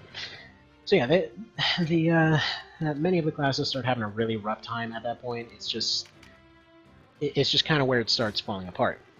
And right now, the reason that I picked this save file is this is just after that point, where you get to the point where the game is suddenly starting to scale up equipment. It's starting to give fancy type stuff to everybody. Now you may have noticed right there. You might think, oh yeah, that's a two-hander the guy used. What's that all about? But it's not. Actually, wait, that one is the two-handed variant. Never mind. Ignore me. I'm an idiot. I thought this was the longsword variant. Ignore the dum-dum. Anyway, but they come in with better gear in general, so you can see he's doing a pretty hefty amount of damage there. But that's the thing. Everything stays consistent. That's the point I was trying to get at with the levels. Once you get past like the first 10 or so, levels kind of work like they did in somewhat FFT. I don't know. It's just easiest to say they work better. Everything just works. So, like overall, your levels are mostly going to matter for health at that point. And even then, it's not going to be that huge of a deal. It's just skills will be the thing that matters most. That's what I'm trying to get across here. So, like right here, you'll notice my guys are probably going to do a fair bit more. Just over time. So even though their overall damage is about the same, even though this guy has a worse weapon, it doesn't matter, because as you see right there, he still does the same damage, he's just more accurate. And that's kind of where the difference comes in. Also, Gunblade, which I can then kind of move far away and have him fire. That thing's fun. I can have him stick in one place so that he can shoot that thing later. But yeah, just everything works like it should. And I know that sounds very subjective, but it's less subjective than it sounds. Obviously, there's going to be... Oh wait, crap, I used the wrong guy. I meant to use my Lizard Gunner. Sorry about that. There we go. So yeah, Last Resort is basically like an altered version of what Sanguine Assault used to be. But if you're wondering, like, oh yeah, I've wanted, such and such OP ability, they're all there. Like, literally everything that was actually fun and could be balanced is there. Otherwise, if it couldn't be balanced, it was changed to something better. Like, for example, Phalanx. I'm pretty sure everyone remembers the fact that Phalanx was mostly annoying when you had somebody knocked out and you needed to beat a leader, and then you were just sitting there because the guy's, friggin' next turn would never come. There we go, let's speed this guy up. That actually wasn't a very good move, but oh well. Yeah, so you probably remember something like that. On top of this, you may be thinking, like, okay, I'm losing... if I end up losing units more often, is sandbagging going to be an issue? Sandbagging. There's no raising units back up without sacrificing something else, so they just get evacuated. Both sides can take losses, but you don't necessarily have to take long-term losses if you end up playing it smart.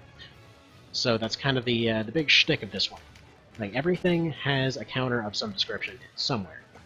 Even though on paper it should be more difficult, you will not more often than not, you will basically always have some option somewhere, as long as you're paying attention, to potentially fix whatever your problem is. So if you're having a problem with a particular enemy type, there will be a counter. Like if they're slow, debuffs will affect them a fair bit more, even though most damage ends up bouncing off them. If your problem is that you keep having archers that are maybe not doing as much damage as you'd like, maybe you want to have somebody else supporting them, again, just supporting them in some manner. What the hell do I want to do with this griffin here? Sorry, kinda going here instinctively for the loot bag because of that run from the other day. You've got some unique abilities coming in from stuff like Angel Knights here, where they just basically damage units based off how much TP they have and things like that. It's just, there's so much cool stuff.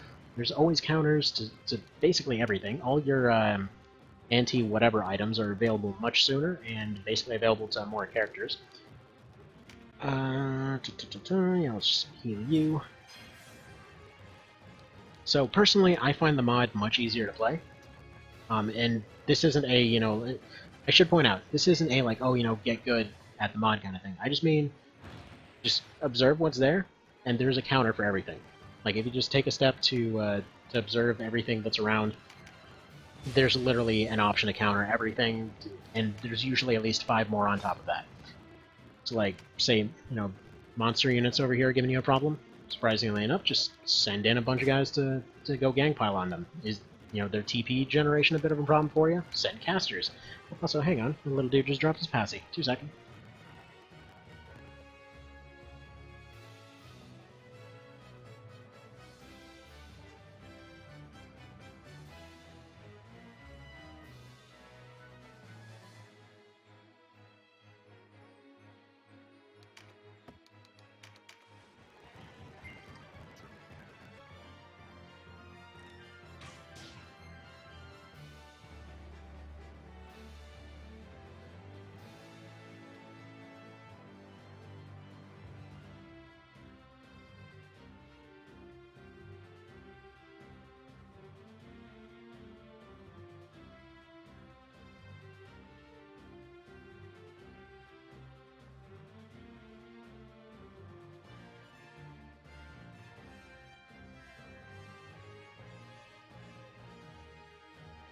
Alrighty, hopefully I don't have to end up cutting that off a little bit early today.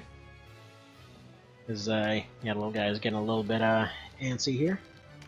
Getting ready for a little bit of a trip, and I think he knows something's going on. Like, I demand more hugs. Yeah, hang on. Gotta go do that once again.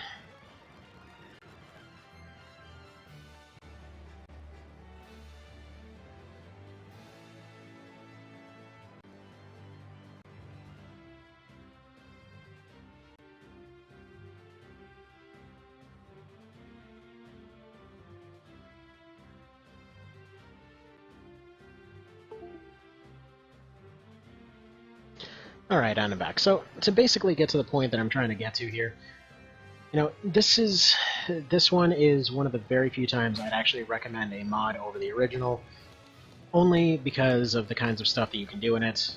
Quite frankly, even when I go back and play over the original myself, I regularly have this whole feeling where there's several times that it just goes down to a complete slog. I've never really had that problem with this mod. Actually, the overall energy and flow of the thing tends to make me think a lot of Knight of Lodis, if I'm to compare it to one of the other games, where, you're basically starting off, you have a bunch of interesting options right from the get-go. You can basically have all of your units recruiting other units if you want to do that kind of thing.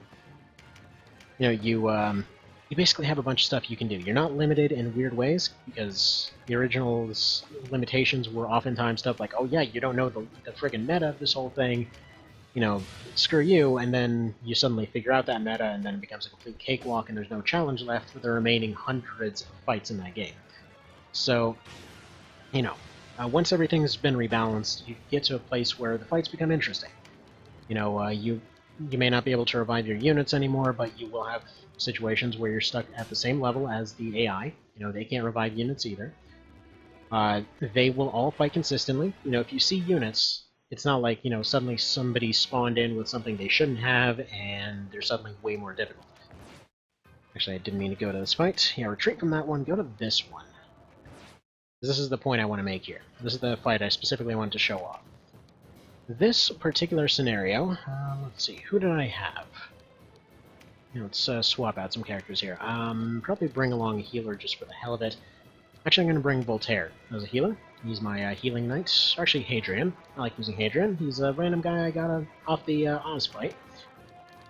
And let's stick Evan G here. So this is very similar to a party that I had in the original game, and one that resulted in the end of one of my runs of that game, wherein it was a no-retreat run, and I was trying not to reload the entire time.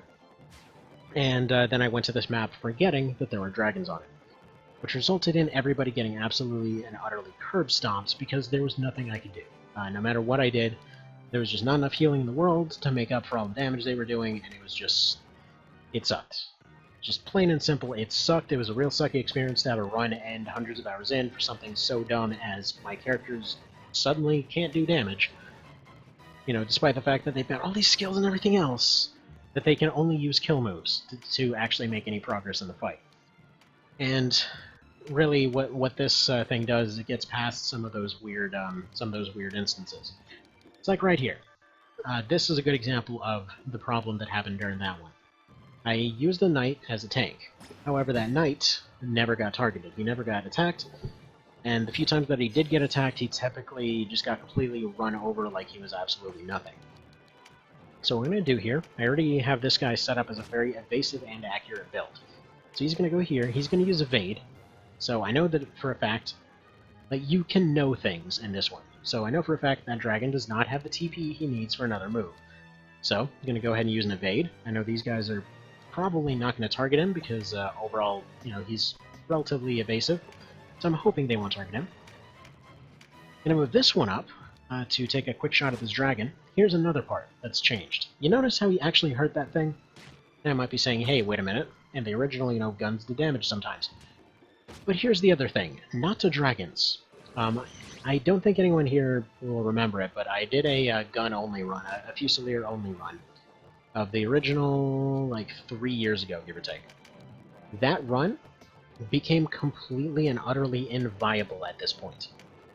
And you may notice here also, whips had the ability to attack diagonally. But yeah, it became completely and utterly inviable, because as soon as I got this far into the game, it basically just said, okay, guns use the wrong damage type. They simply do no damage unless you're using a finisher, because finishers will apply a different damage type to the attack. The only way to make that run even proceed past the level where I was at was to go and try to use orbs. So what resulted was several hours of going and grinding orbs and, you know, putting them all together and remaking them and remaking them and remaking them, making some, selling them for money to be able to afford more ingredients, then using those to go make more orbs and doing that and doing that and doing that. And it was like 50 of them per fight, because they kept recovering because they had that healing dragon thing going on. This was specifically that one where you run to a bunch of them in the tundra. So that run could not proceed past that point. If they went to Hanging Gardens, they couldn't get past the healing there. If they went to Palace of the Dead, they couldn't even reach it because of those dragons there. Ultimately, using orbs would eventually be possible, but it was just... it was such an unpleasant process. Like, every part of that whole situation was just awful. Now, granted, yes, it was a challenge run. I understand, like, I've been doing challenge runs since I was a little kid. I know that they come with challenges, obviously, from friggin' name, but the point being, there's challenges, and then there's, you know, we just decided to kick you in the dick right here just for the hell of it, which is kind of the problem that there was there. Okay, now, a quick little aside on different magic types in this one, too. You may notice earlier, like right here, he's got a big old weapon that'll do a good bit of damage. Your draconic stuff scales off your weapon, whereas your casting stuff is a bit more viable to different situations, can hit in entire areas and all that kind of thing. It scales off of intelligence, so you have all kinds of different options on what you want to do there. You've got all kinds, like right here, I just wanted to show off why I really like this build for this guy, as well as some of the nice UI element changes here. So if you look on the top left, you can see what they scale, first of all. So accuracy, damage, whatever else, as well as the secondary effect that each of these things are going to do. On top of that, you basically can go figure out whatever they scale with in the first place by going over and just mousing over this thing right here, and it tells you. Like, it actually bothers to tell you what your weapon is going to be affected with. So you don't have to just know all of this stuff in the background. Like, considering how unbelievably wordy this game is, going over and mousing over these little tooltips usually, it almost never gave you the full information that you needed. Like right now, if you go over these different stats, it tells you what they add to, what, you know, how effective they are at that particular thing. Now there's a text limit, so, you know, he can only add so many things, but this is about as simple as it gets. I'm pretty sure anybody can look at this and understand what each of these stats are going to do here. So, either way, everything is just more user-friendly, everything's more consistent, you know, it's just fantastic. Like, I could not possibly recommend this mod more. Also, I don't remember what Flagellation looks like, so we're just going to go for that. There we go. It's a multi-hit. Perfect. Didn't get a chance to use Mind Blast there, but it's basically an ability that Witches and Warlocks get. That basically allows them to, well, do a little bit of a psychic attack on somebody that slows them down and pushes them back. Which is hilarious when you can go ahead and use it to shove somebody off a cliff. On top of that, if you were wondering if there were any improvements made to, for example, these guys, Fusiliers, for one thing, more sturdy units can use them, like lizards.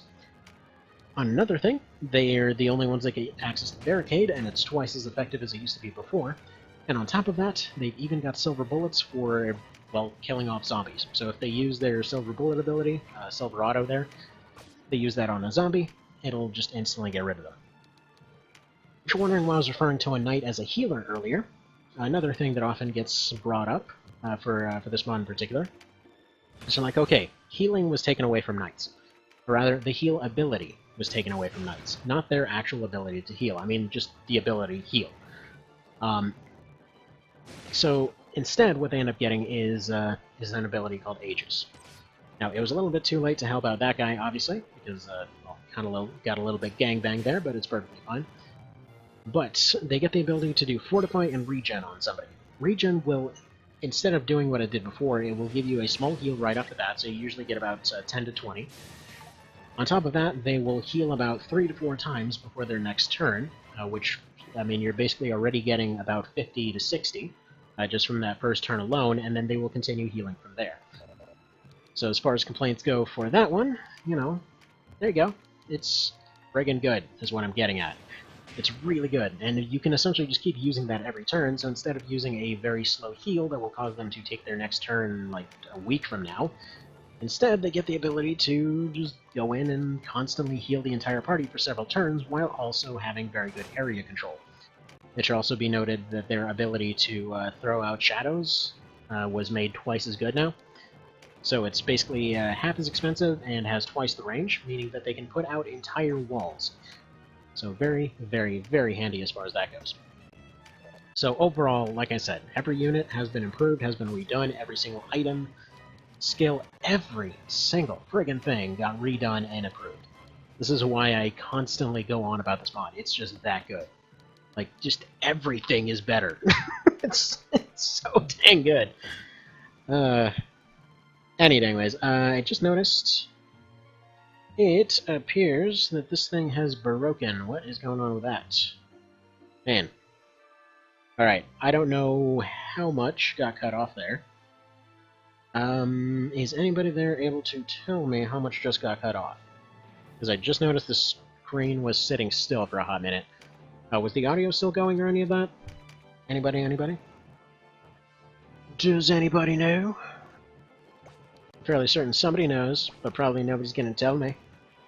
Everybody's over here like, check it out, I'm a lurk. Oh, by the way, also new abilities for friggin' everyone as far as finishers go.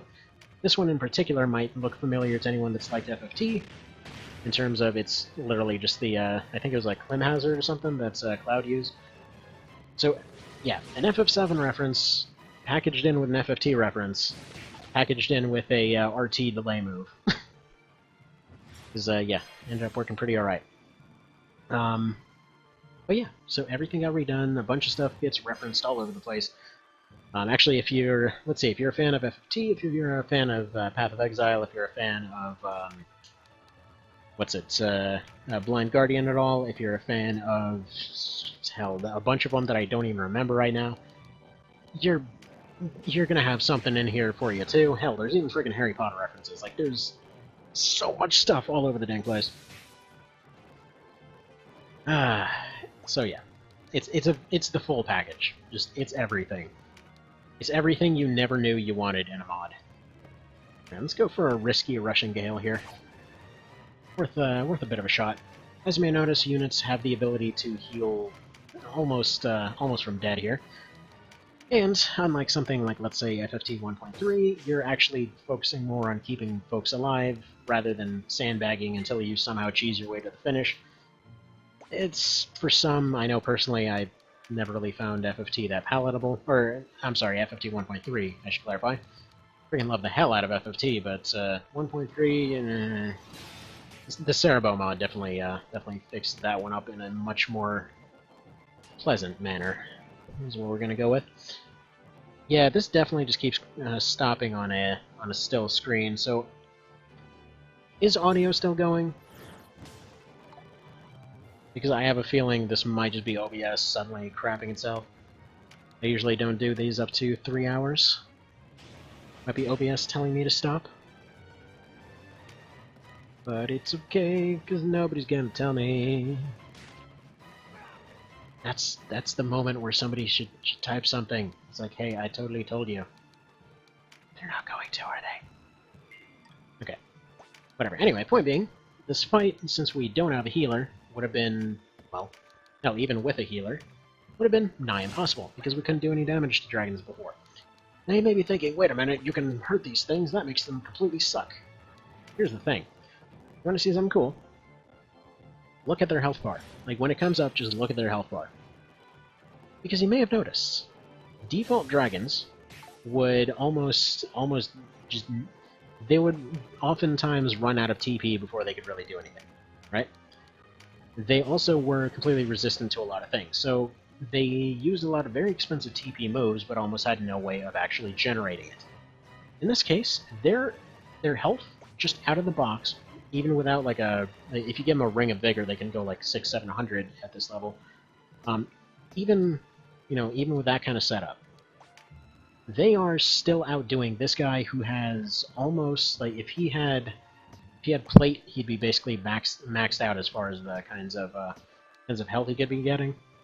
So as far as a knight, who I think is the highest health you can get, comparing to that, it should kind of give a pretty reasonable idea that, yeah, they have a crap load of health, and they end up taking a decent bit of damage, so it allows them to generate TP much faster. Like right there, that single hit put him all the way almost up to the max of his entire bar.